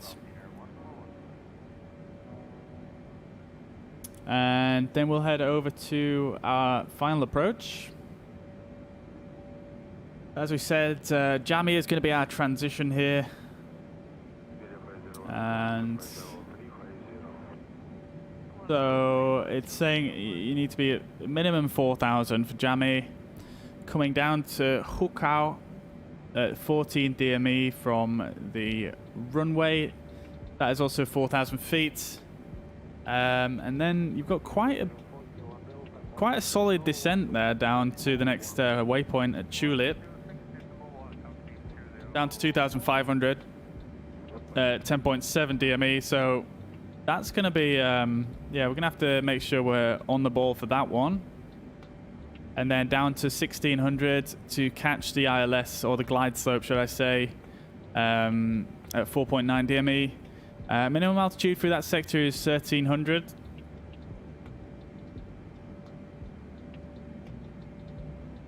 And now we're going to be catching the glide slope, 3-degree glide slope down from 4.9 miles down to the runway at 107 feet, sorry. Mr. Approach is climb on 054 degrees until 9.6 DME. India. My mind has gone blank for the C, so it basically 9.6 X Alpha Bravo. My mind has gone completely blank. Charlie. Dear me. India Charlie Kilo Sierra, and then turn left to Sedum, maintain 3,000 and hold. Hopefully we won't have to do a missed approach today. Hopefully not. I have got a bit of a history of doing missed approaches in the 747, though, I'm not going to lie. But we don't have the ability to. Let's see. Actually, no, we do, because we're going to be using the ILS for the DME, so we should be able to track that distance. I was going to say if it was a VOR, we wouldn't be able to do that, so I think we should be good there. But fingers crossed, we don't actually have to do a missed approach today. And yeah, that is that. We've got approach speed control here, unless otherwise authorized by ATC. Pilot should follow following speed control. Cross Hukau, 15 miles from touchdown at 200 to 180 knots. That's probably where I would be anyway at that point.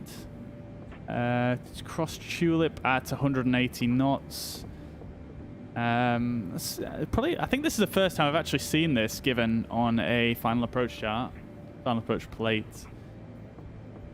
Swordfish, I'm doing very well, thank you. How are you? Doing very well indeed.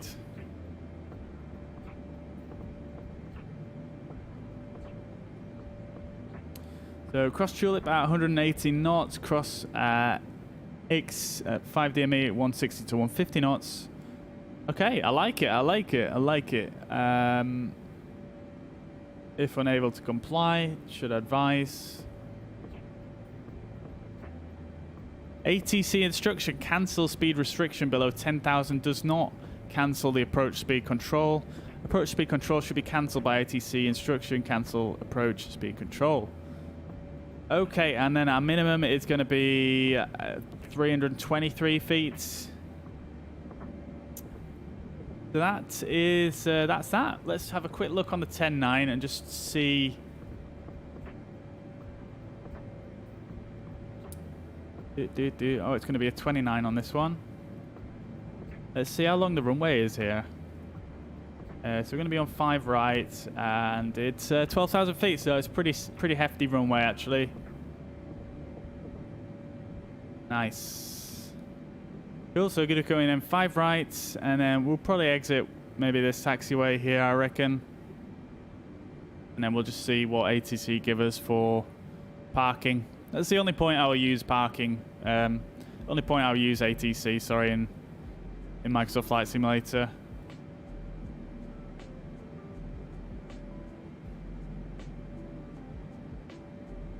We are actually coming in pretty hot right here, actually. I didn't realize how long I've been talking there.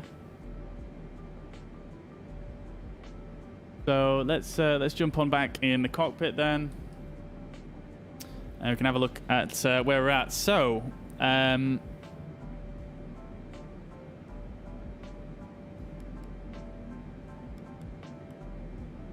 so we've got a fair distance to go still, but what I think I've actually missed here is, yeah, we did need to step down to 380. So now it's not going to do that, is it? So let's see what happens if I press enable altitude intervention. I don't know what. I've had very strange experience with this in the past, but it seems like it's about to work for me.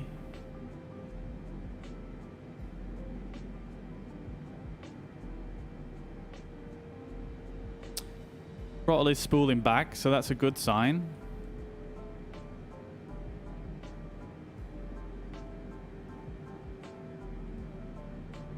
There we go. The green bananas come in to tell us where we're going to get down to that flight level. And it is basically just going to fall out the sky right now. Oh my god, what is that descent rate? That is unreal. I'm just going to leave it because we're only descending 2,000 feet, so... That's a little bit wild.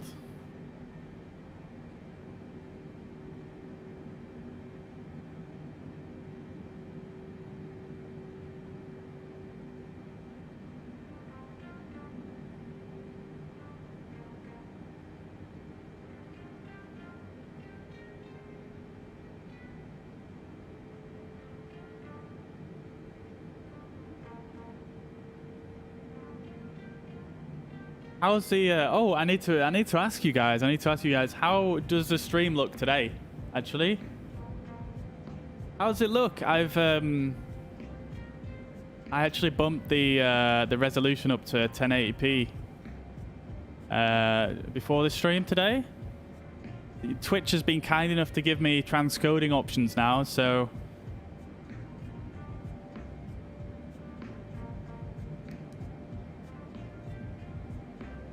yeah, I thought I'd stick it up to 1080p. Hopefully it should look a bit nicer. I've been obviously streaming 720p up until this point, and I completely forgot, to be honest, that I did that. It's been performing pretty well on my end, which is a relief. I was a little bit skeptical as to whether my my computer was going to be able to handle it, because it is a big step up. But yeah, it seems to be working fine. Nice.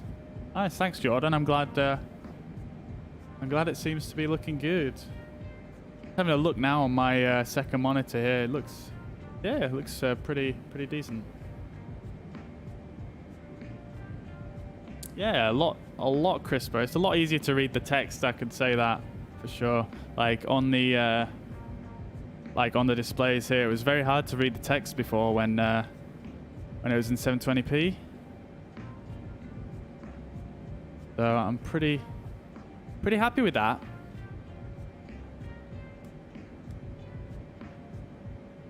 Right then, so let's do a little bit of descent planning here. So we've got basically the airport is at 100 feet, so we're just going to call that sea level. And so we've got 38,000 feet to descend. Excuse me. So that's going to, we're going to need times that by 3, so it gives us 114. And then we'll add about 10 miles onto that to slow down. I'll probably add a bit more than that, to be honest with you. I'll probably add 15. So yeah, so let's call it 130 miles to descend. If I turn the weather on here, it gives me these lines, so it's a bit easier to judge the distance on the ND here.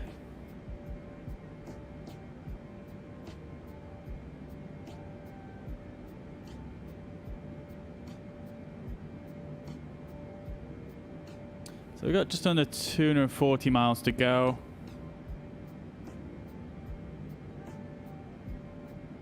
So, yeah, about 100 miles before we start our descent.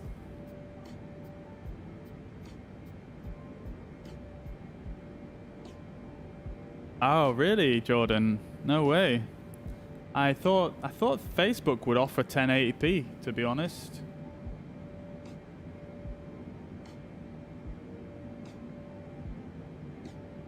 Let's see what it does on my side, my end. No way. Oh, I can hear myself.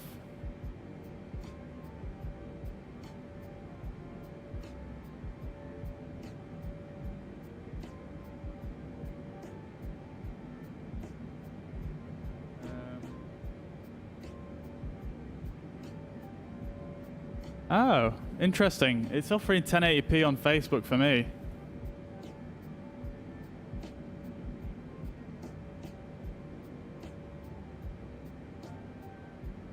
I don't think it offers 60 FPS though, which Twitch does have, which is nice.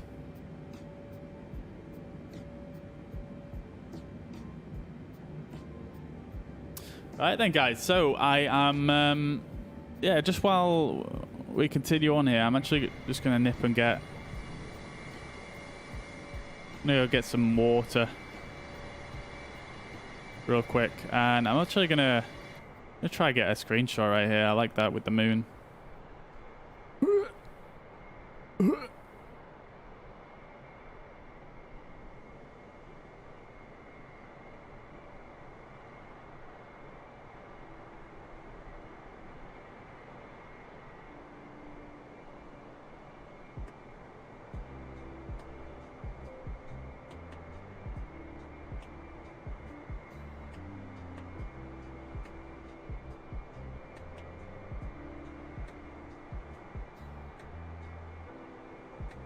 That's real nice.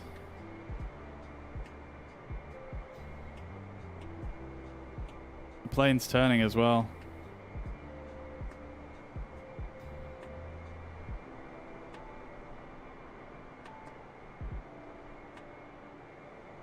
That is real nice right there with that shot. I suppose in real life though, in real life, you would have the, you would turn the logo light off, wouldn't you?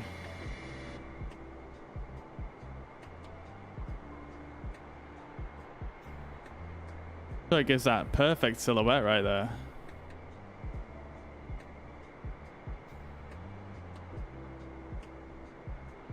Try to get the moon back in the center.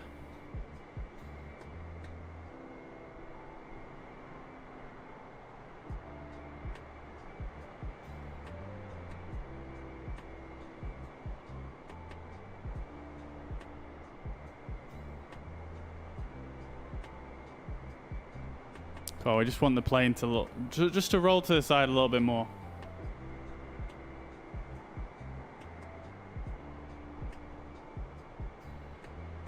There we are. Come on, come on, do your thing.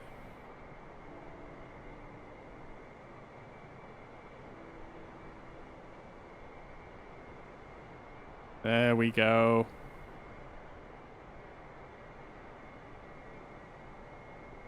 Nice. Right, I will be back in 2 seconds. Just gonna get a drink.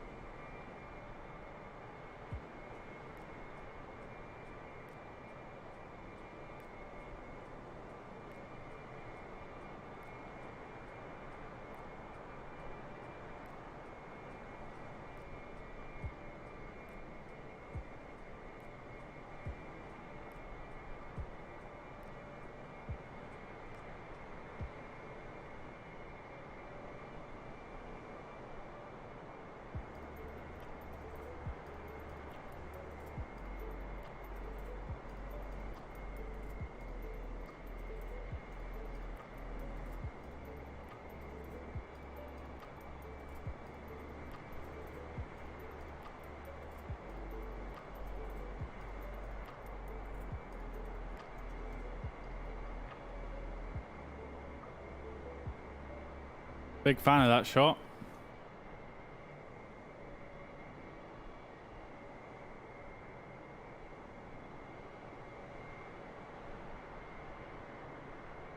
Big fan.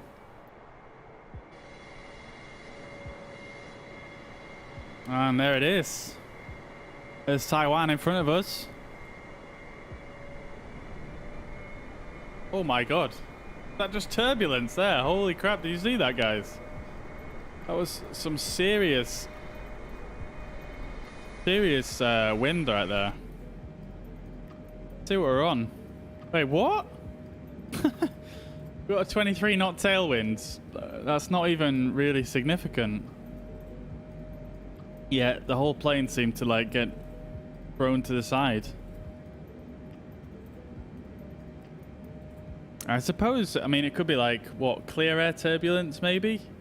Don't know if that would qualify under these conditions. Anyway, we're coming up to 106. Yeah. Over 160 miles to go, so about another 30 miles before I start our descent here.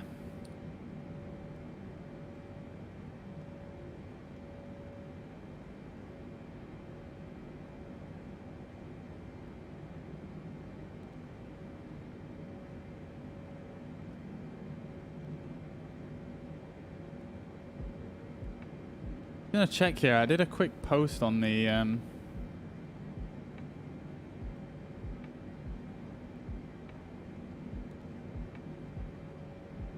did a quick post on the self-loading cargo Discord to see if they could help me out with it.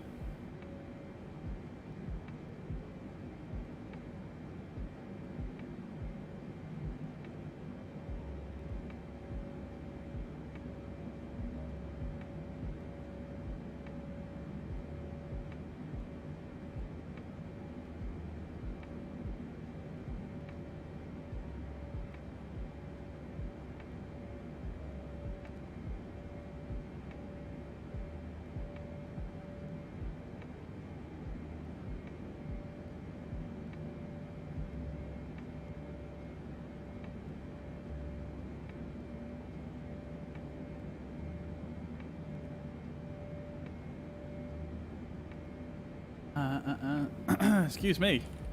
I was actually mucking about on Streamlabs, and I think we should start doing this a little bit more regularly, because for these longer flights where we've got a bit of cruise time to kill, I think it'd be cool to actually have a mess about with I mean, yeah, I think it'd be cool to have a mess about with some of the little features that the Streamlabs CloudBot offers. Trying to find the menu for it right now. And I was gonna have a quick mess about with it, but there it is. I'm gonna say I can't find it, but I've just found it.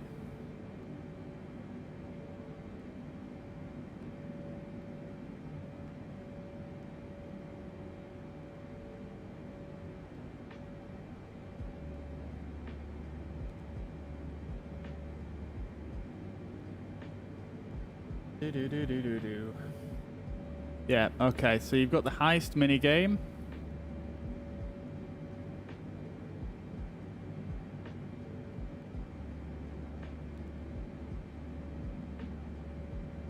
And the slots mini game. And the duel mini game.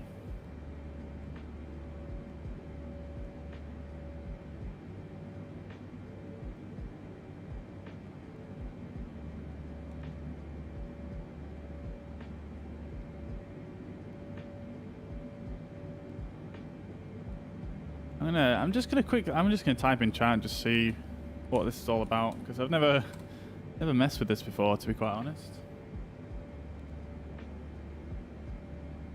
It does nothing for me. Okay, I think I need to mess around with the config on that.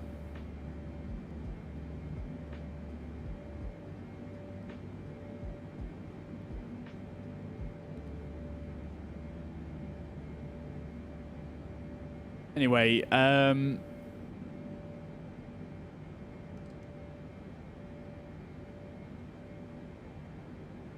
think I might get marbles as well. I think marbles would be a good one, to be honest. I do enjoy some good marbles.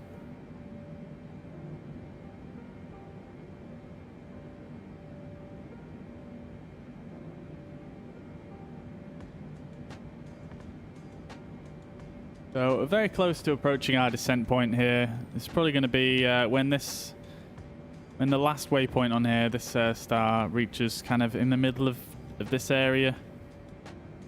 There we're going to start our descent.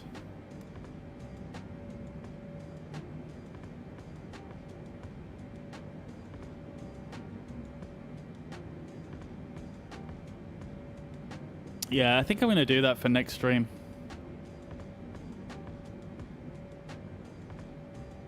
Get some marbles on the go.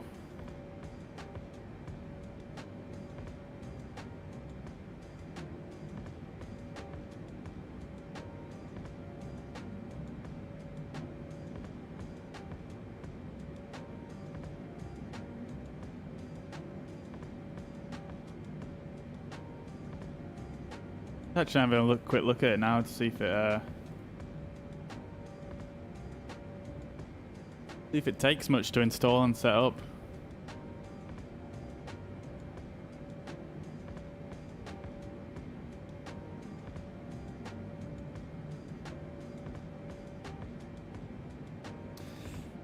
Alright then, so let's just remind myself of our arrival here. So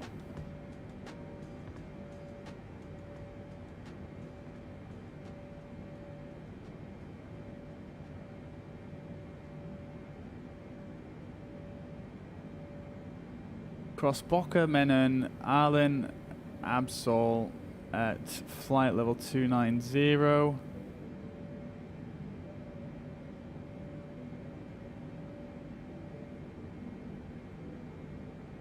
Okay, we've messed up already. We needed to be at 290 already. Let's all right, we're gonna trigger our descent anyway now. So let's set this to 1,600 and we'll go to flight level change. 1,600 is where we're going to intercept the glide slope.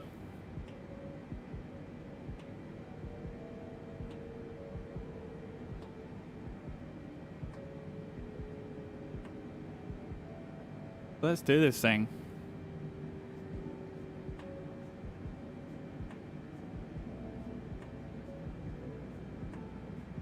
Do.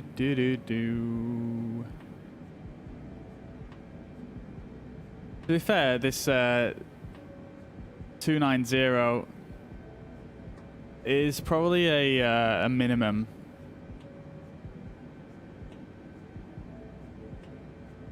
It's probably a minimum. Like, I can't really see them putting a maximum on it. Like, it doesn't say it's a required altitude. It just says cross at and maintain.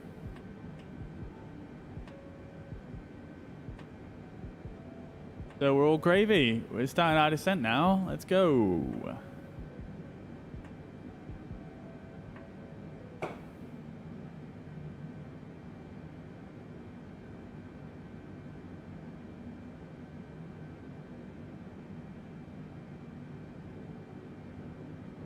As you can see here, the green banana is showing us where we're going to finish our descent. So we're actually going to finish our descent a little bit earlier than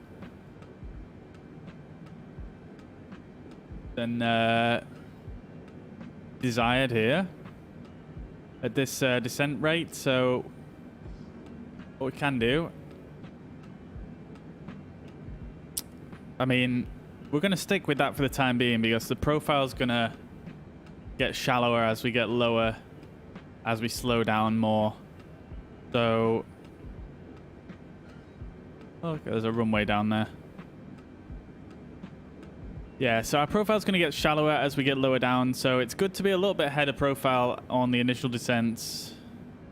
Yes, we'll likely end up kind of equaling out as we get lower down.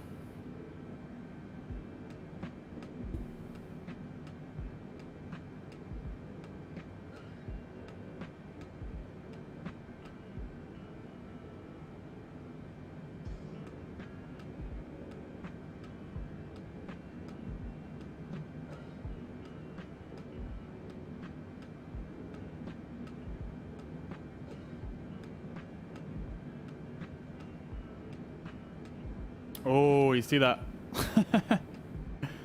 What we saying, chat? What we saying? Can we get a quick game of marbles in before we land?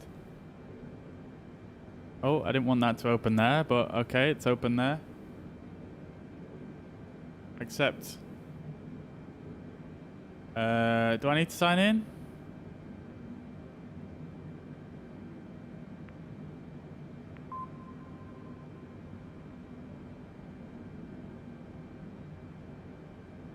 Okay.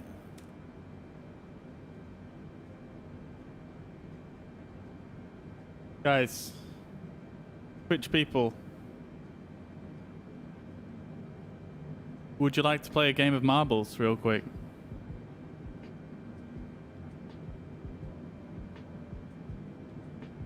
Yeah, Marlon, I agree. There's definitely quite a lot to be improved on in Microsoft Flight Simulator, but I have every faith that they will be able to do it, to be quite honest with you.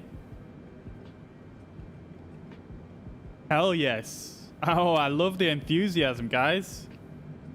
I love the enthusiasm.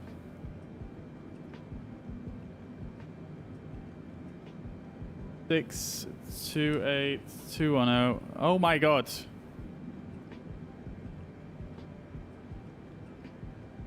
Two, 1, 0. Right, let's see where we are on our profile here. So we are looking good. Actually descending rather quick now. So I'm actually going to slow our descent rate down a bit by just reducing speed. And this button, I thought they'd fix this, but it looks like it doesn't work properly still. But that's okay. Please solve this puzzle. Is that the right way up, or is that the right way up? Wait, what? Wait, what? I'm getting rated on this. I've already put in my code, dude.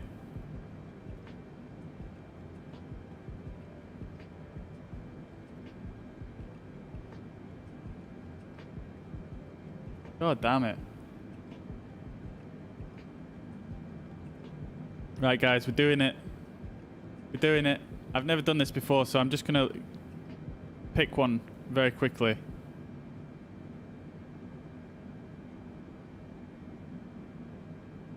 Now let's go for a short one. Let's go for a short one.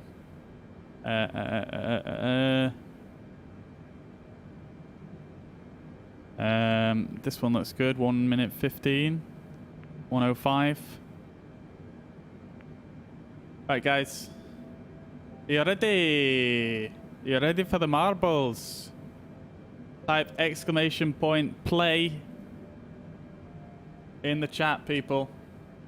If you're on Twitch, or if you're not on Twitch already, if you're watching on Facebook or whatever, and you've got a Twitch account, get your ass over here. Get on Twitch. Exclamation point play. Let's have a very intimate game of marbles here as we descend on down. Got Marlon, man. Got Jordan. Got me. I'll give it another like 20-30 seconds, and then we're gonna start it.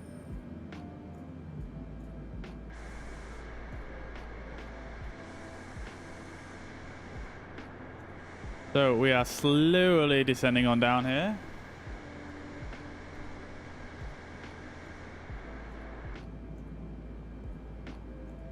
Everything's looking good. We are quite a bit ahead of profile, to be honest. So we're just going to slow us down even more, really. Actually going incredibly quick. I'm not sure why that is actually. Not sure how to get this back to knots either. I did put a keybind to that, but hang on, let me just try that real quick. Let me just have a look. But yeah, while I'm doing this, if you're in Twitch chat and you've not already put your put the command in, we're about to play some marbles! Play.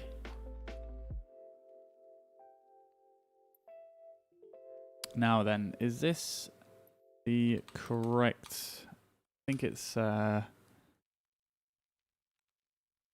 it this one or this one? Can't remember which one it was. It might be this. No, it wasn't. Is it that? Do.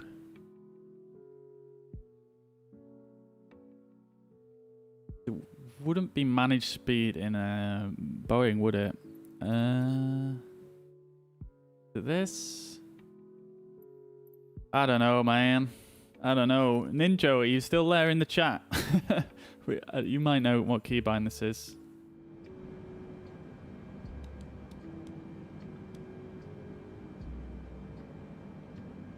Yeah, it's not working.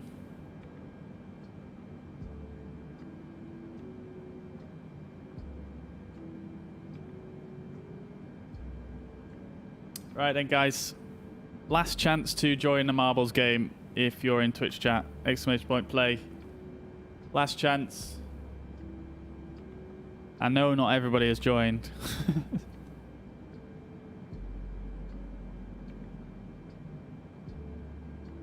20 seconds.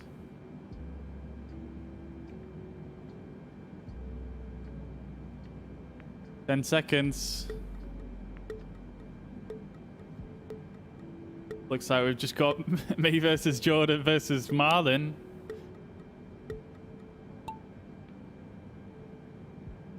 Here we go, and we're off. And they're off. Oh, how do I... Oh, fuck. How do I descend? Oh, bollocks. Oh, here we go, here we go, here we go.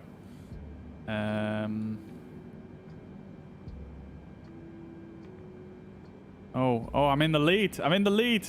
I can't change the... Oh, I'm so sorry, guys. I have no idea how to use the camera. Okay, that'll do it. That'll do it. That'll do it. Oh, I'm way off in the lead here, homies. I'm sorry, guys. I'll see you later. Wait, where does this... Where does it actually go after here?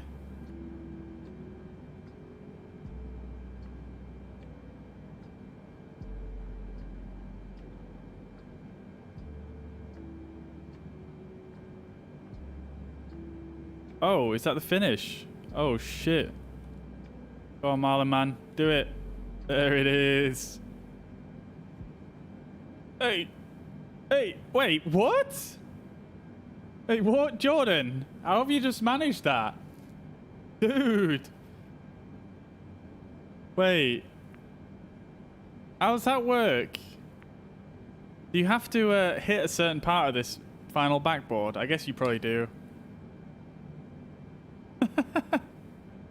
Oh well, GG. Nice job, mate. Nice job. Nice job. Right, so let's just close that off because we're getting pretty close now. Okay then, so got about 80 miles to go. I assume that is the airport right there that we're heading into.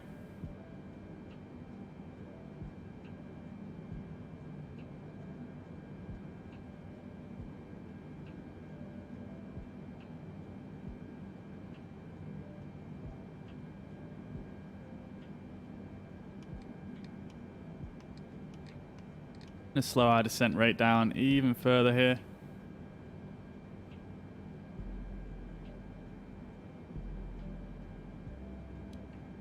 Still can't switch this back. I thought that wasn't a problem anymore, but clearly it is. What do I think of the 747-8 from Microsoft Flight Simulator? 747-8.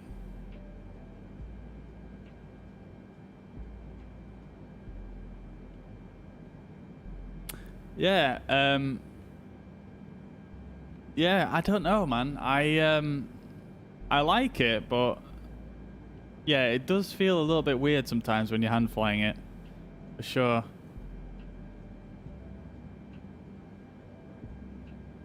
Yeah, I mean, I feel like it's just got so much potential, you know? It's such a nice model. The sounds on it are brilliant. The cockpit looks great. But yeah, the flight characteristics are a bit strange, like the autopilot and the hand flying. It's just not all there, is it? It definitely needs some work.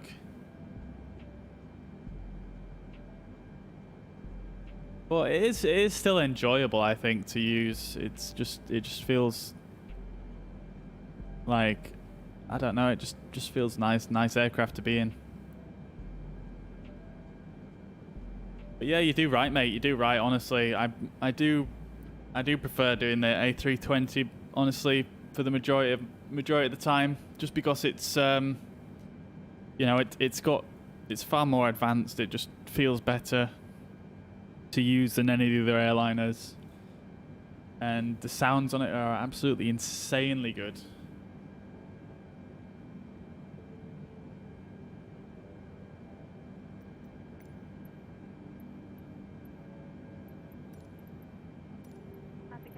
Right, let's see if we can get tuned in to the 80s then here as we approach our transition altitudes.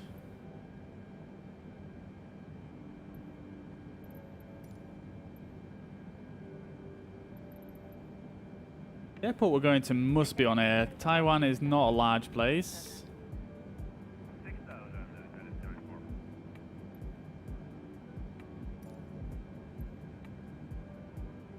There it is. Doing the ATIS and get the pressure reading.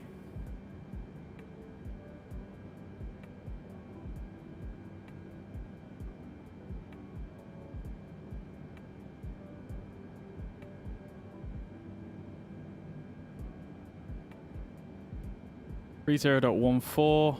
Temperature 18 degrees here.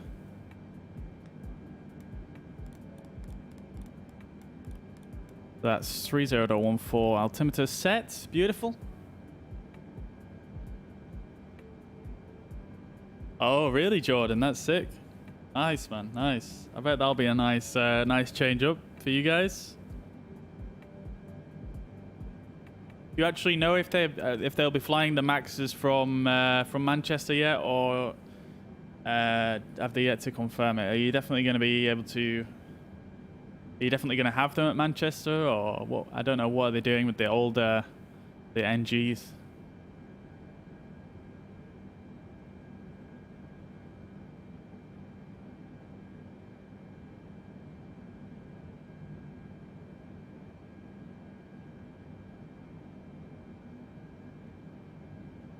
We are well ahead of profile here, aren't we?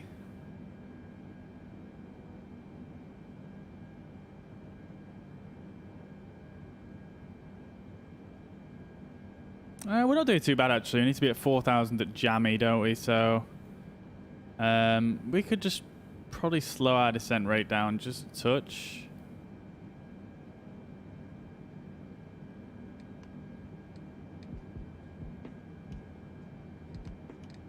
Wait, I can't actually see what this is doing right now. It's not actually... It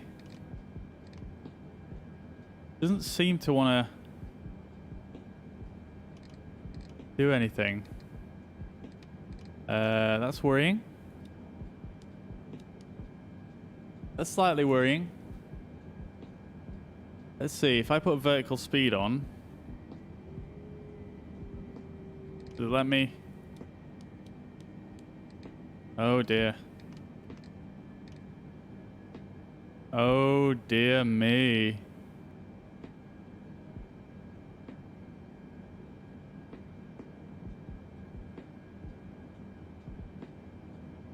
This is a problem, guys. This is a big problem.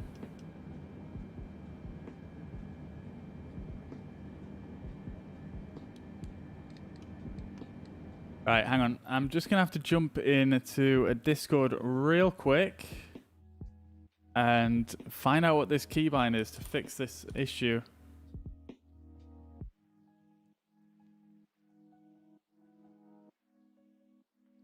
Toggle AP manage speed in Mac. Okay, so it was the one that I thought it was.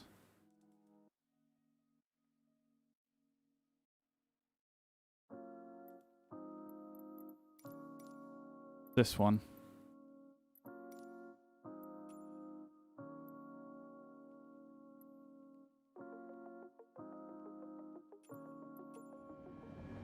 Alright, let's get this fixed. There we go. Beautiful. Beautiful. It still says Mac. But at least it lets me change it in knots now, which is good. Phew!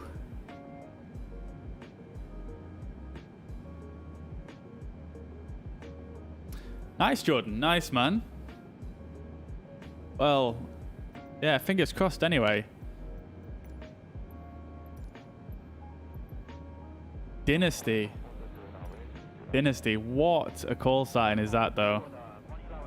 What a call sign.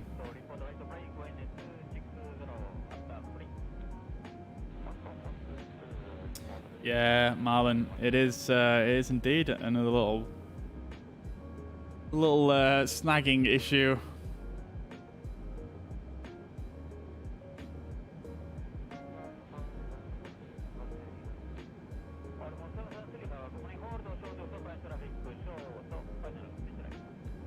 Yeah, man, I would appreciate that, Jordan. Yeah, by all means, do it. Feel free to just post it on the post it on my page if you feel comfortable doing that.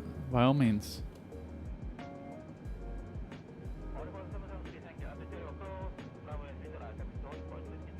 So this airport that we saw somewhere over there is not the airport.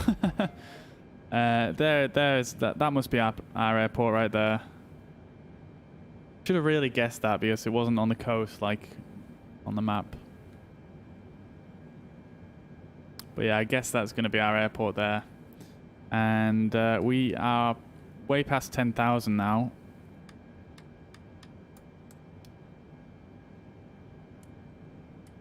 So we'll turn all our lights back on.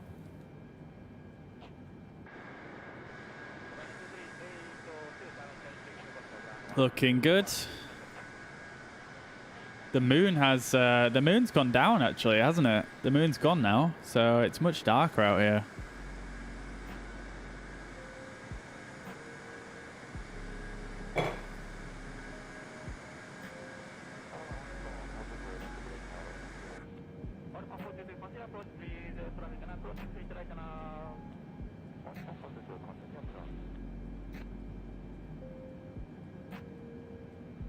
So we are chilling. We've got quite a nice descent on the go here. So far we've managed to do about 90 miles descending on idle power, which is nice. We are probably going to have to level out a little bit fairly shortly. I'm going to set this to 4,000 just so we don't go any lower than that.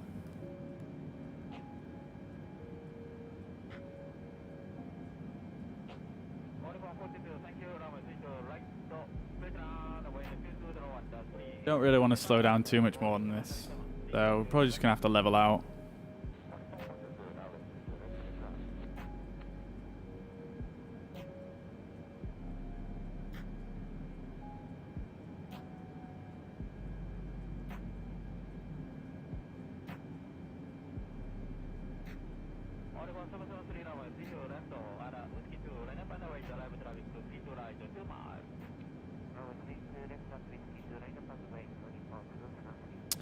Oh, just flying over the sea, just by the coast here.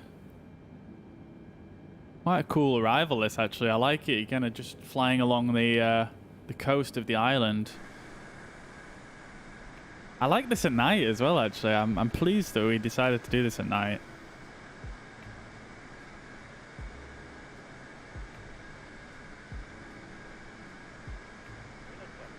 Yo, Wecky, welcome back to the chat, mate. Hope you're well. Hope you're having a fantastic Sunday. Welcome, welcome. Good to see you again.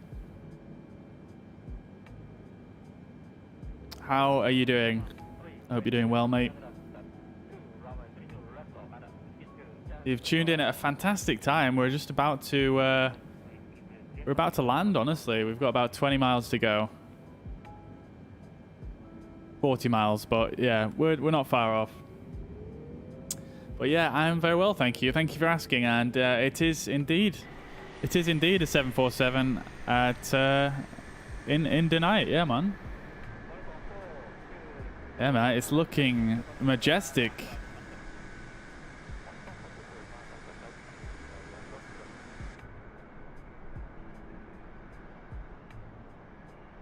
It is, yeah. We're flying China Airlines into Taiwan.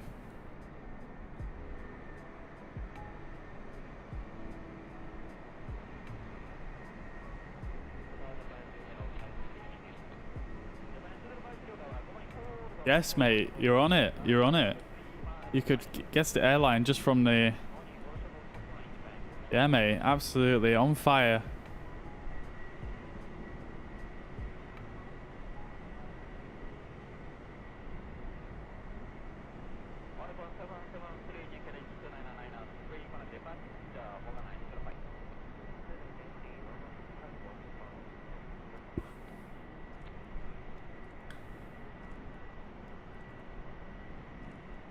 Yeah, man.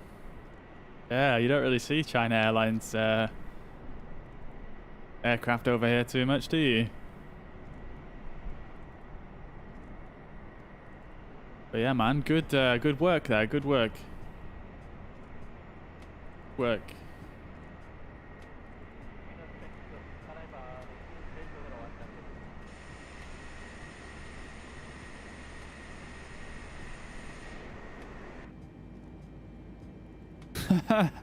No, dude. No, dude. That does not mean your life is sad at all.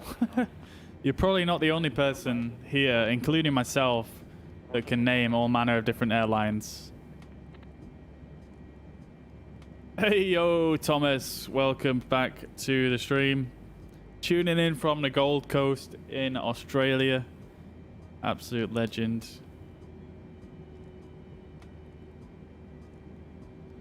Hey, Wecky. I mean, age means nothing, mate. If you know your shit, you know your shit. You know what I mean? There's plenty of young people out there that have all kinds of knowledge.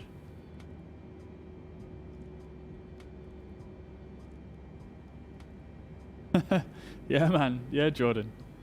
Amen. So, we've got this fellow in the chat called Jordan, and yeah, he tuned into my stream a few times, found out that we lived very close by, so we actually got together and went on down to a flight simulator, a 737 flight simulator, fairly close by. Amazing experience, very, very fun, and basically we just spent the whole time talking about aviation, basically. So yeah, Wecky, you're 100% not the only person here who's into that, and yeah, it's no reason to feel like it's a sad thing to know, unless we're all just sad people here, mate.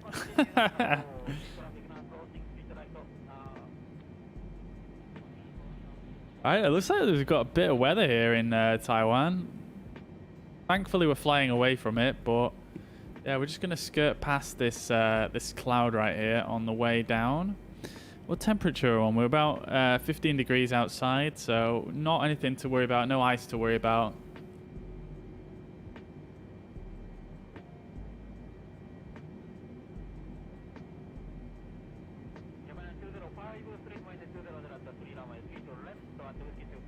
Nice, Thomas. Nice, man. Yeah, so Thomas, we went to a sim at Sywell Airport in Northamptonshire. What aircraft was it based on?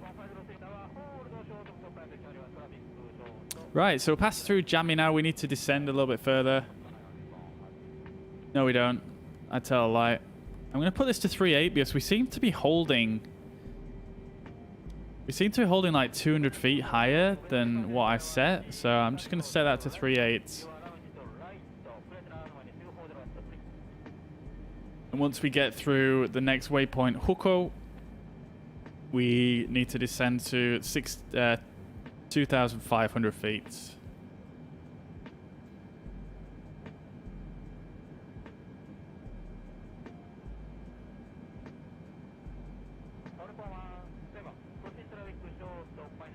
Oof, look at this view coming in right now.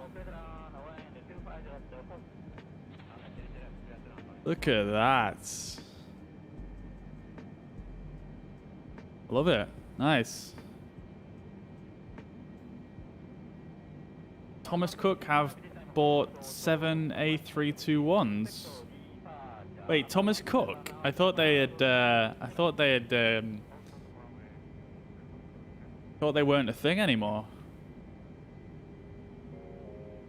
But no, I didn't hear that. I didn't hear that. Oh, they've been picked up by someone else. Nice. Good to hear it, man. Like, Thomas Cook were... you know, Thomas Cook were a pretty decent company. Been around for quite a while.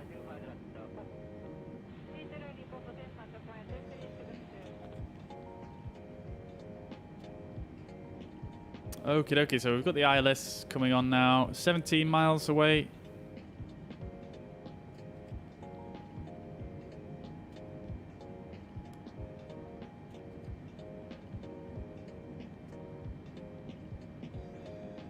So we need to cross this next waypoint at between 200 and 180 knots. So I'm going to reduce to 190 just to be in the middle.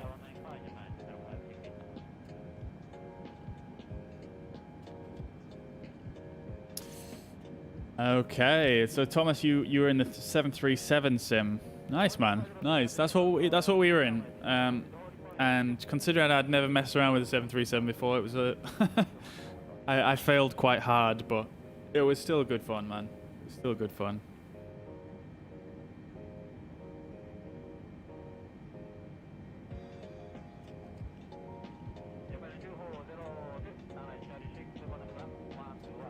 Yeah, I definitely could do with putting out the flaps right now. Thanks for the reminder.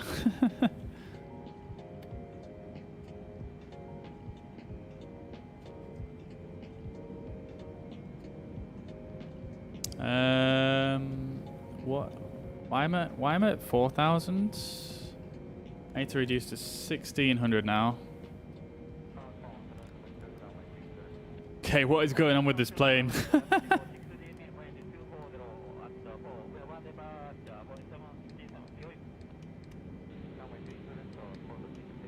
Yeah, I was kind of saving to put out the flaps on this final straight here.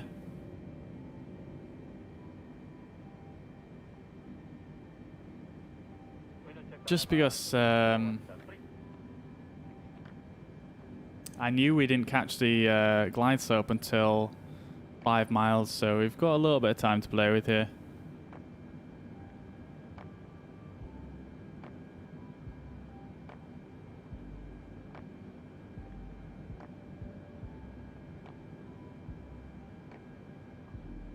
Right then, so we are looking good. What is... holy crap.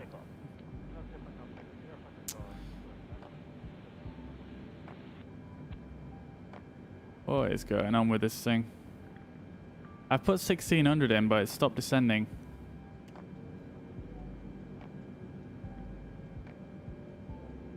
To be quite honest with you, I could just put approach mode on right now. We are basically at the right point.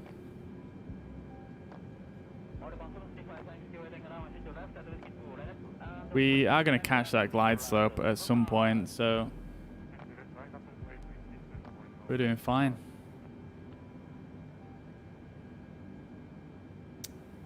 We're too slow. Actually, yeah, we are going ridiculously slow. Why is that happening? I've set it to 180, so...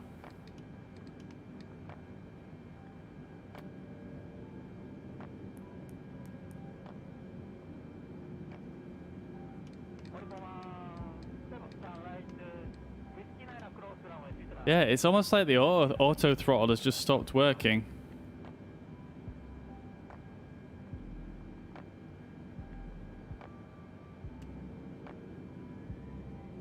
Okay, the auto throttle just kicked back in. What the hell? That was so weird. Like, I'm asking the plane to descend though, Marlon. So, like, it should just descend so that it can gain that speed. I don't understand why it's behaving like this. It's being very strange right now. But we're good. We're good. We're on the approach speed now. 144 knots, flaps 30 is fine.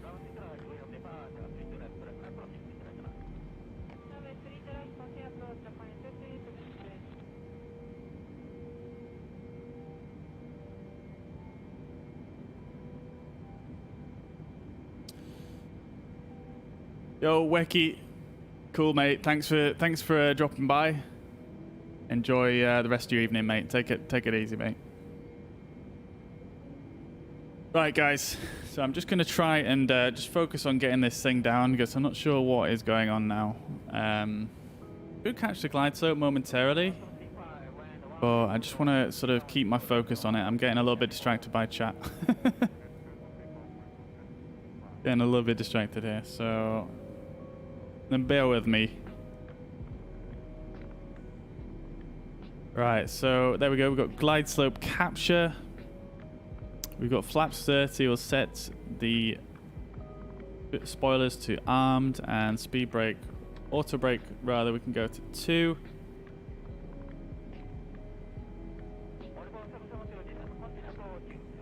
I'm going to turn this weather radar off now. Right then, here we go, guys. Gear down.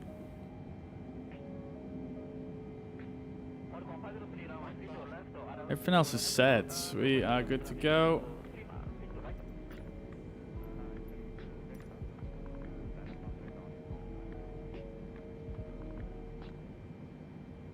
I'm gonna just pause the music for now.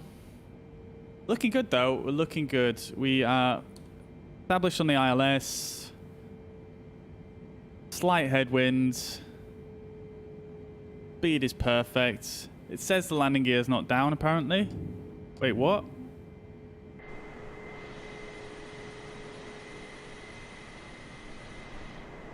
What the hell? So I had this pop up before. And yeah, again, I'm not sure if that's a bug or what.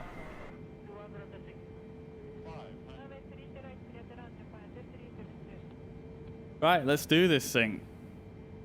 Auto throttle is off and manual control.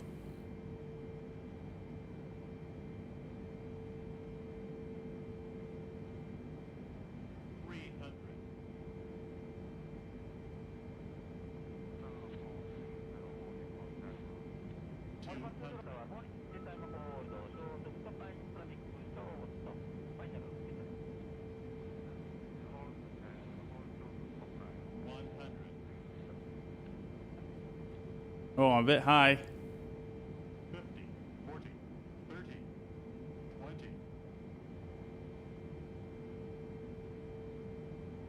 10. And we're down. Spoilers deployed.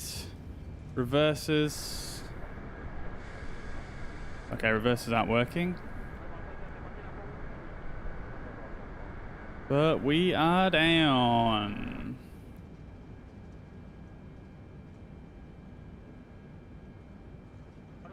Boom.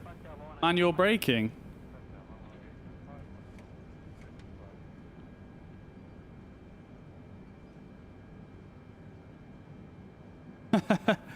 Cool, Wecky. Thank you very much, dude. Thanks for tuning in, mate. Take it easy. Thank you very much.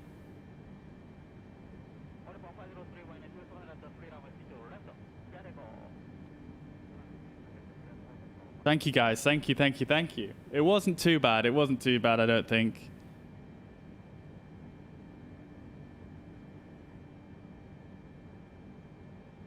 Okay, we can turn these landing lights off as we disembark the runway, and we can turn the strobes off as well.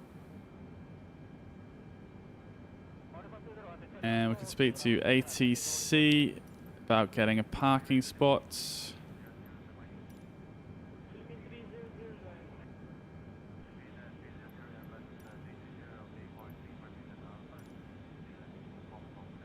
Yeah, it was a decent flight, wasn't it, Marlon? Yeah, yeah, it turned out all right in the end.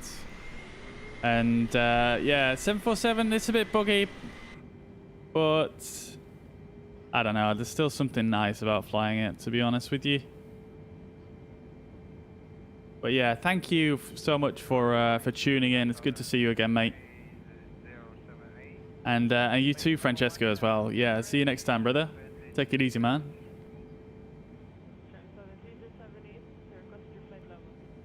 Request primary 300, secondary 340.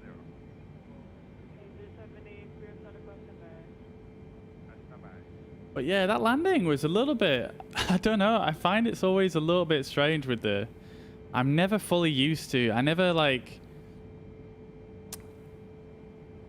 fully expect how how high you up in the, how high up you are in the cockpit. Like, I always expect the wheels to touch down a lot earlier than they actually do.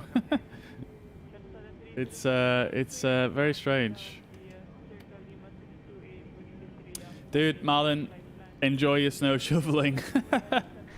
Enjoy it, mate. Take it easy, man. Thank you again for stopping by. Appreciate you being here. Thank you so much.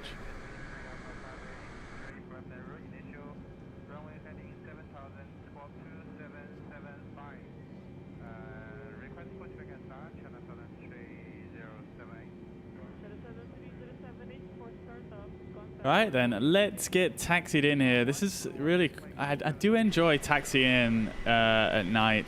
There's something very cool about it. Look at this 747 though, isn't it just majestic? It's an absolute beast. It's so big.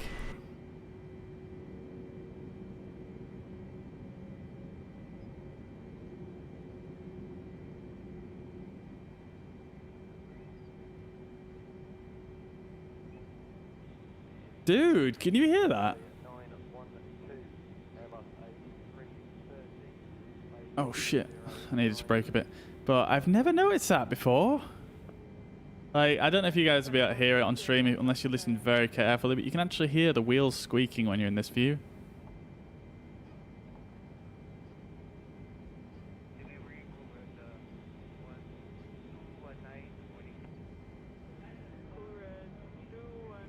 Never noticed that before. That is so cool.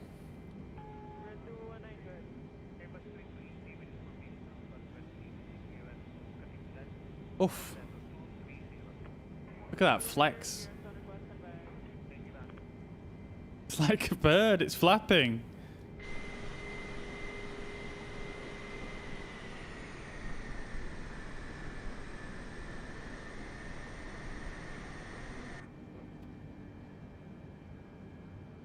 Wait, where is it sending me? Have I missed my parking spot somewhere, so it's sending me back around?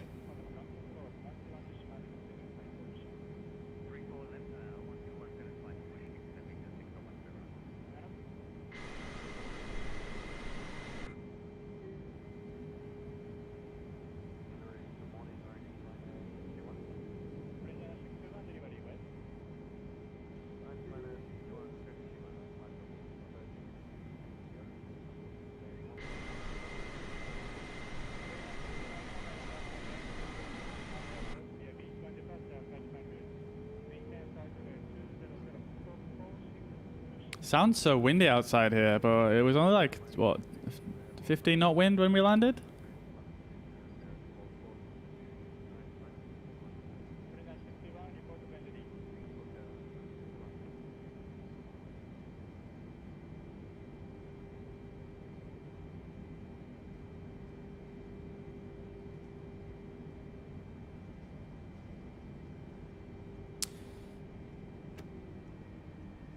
That was not a bad flight though, not a bad landing. I feel like I'm a little bit more critical of myself, I think, when I'm doing the 747 landings. Because I've done quite a lot of really good 747 landings. And I feel like I could have done a little bit better than that, but it wasn't too bad, I don't think. 277 feet per minute is not the end of the world, but I think the passengers on self-loading cargo, they might have been okay with that, actually. Maybe. Right, let's zoom this in. And maybe I won't miss my parking spot this time.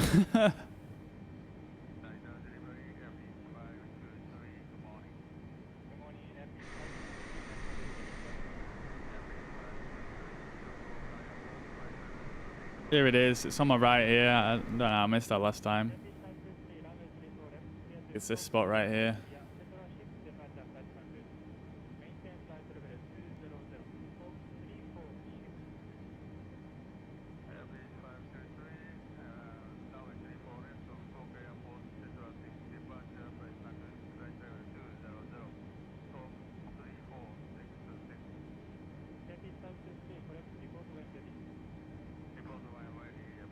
Taxiway markings seem pretty good here, actually, at this airport.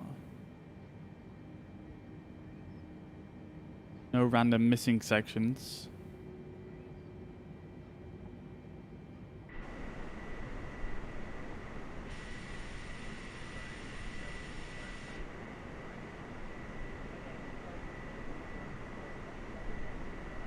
Come on.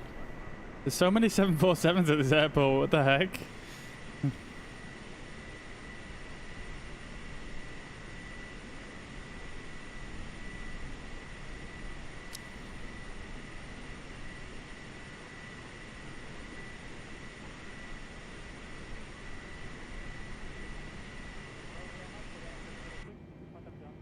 Oh, oh. Oh my god. He's done it. He's gone and done it perfectly, hasn't he? Wait, hang on. Oh no, I'm not quite at the end of the line, but pretty much there. Thought, to be honest, I was going to run over the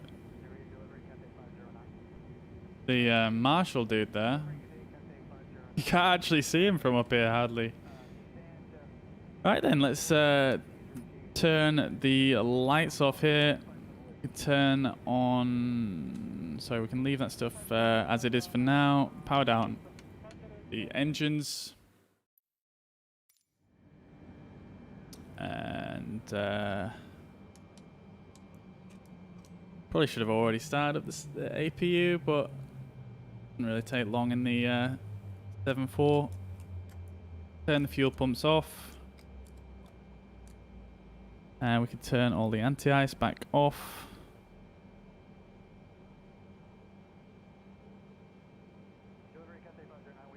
Can't quite see if that's in the off position or not.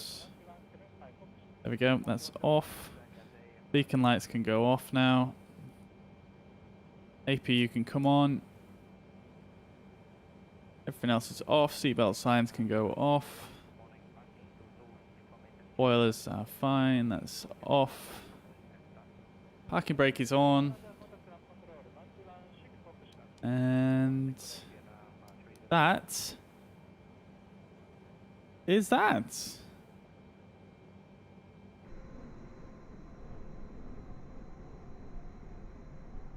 Okie doke. Oh, we could turn off the wing lights. Wing lights. Yeah, that's it. Cool. All right then, guys. So that is a wrap for this flight. Let's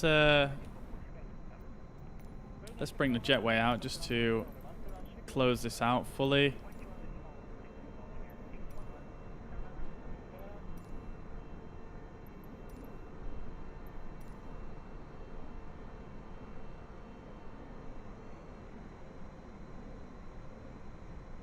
Right then.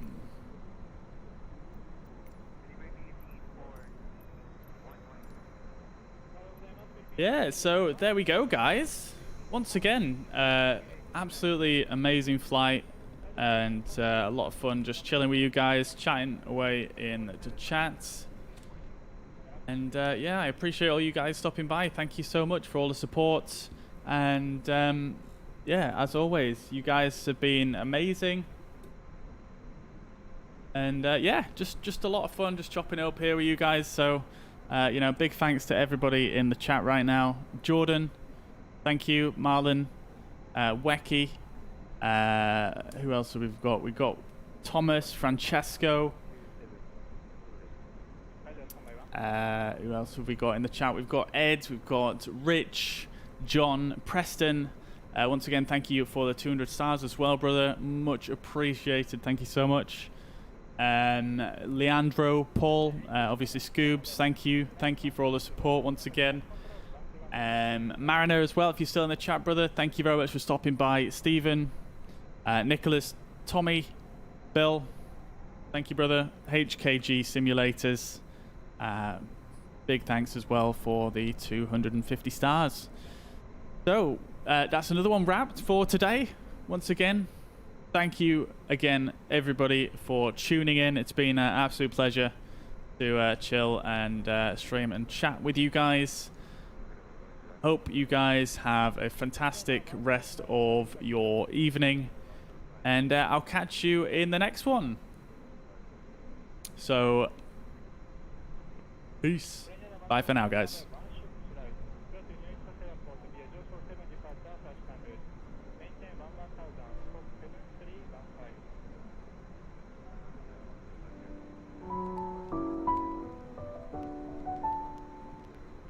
Oh, yeah, and Jordan, marbles. Spot on, mate. We'll do more of that.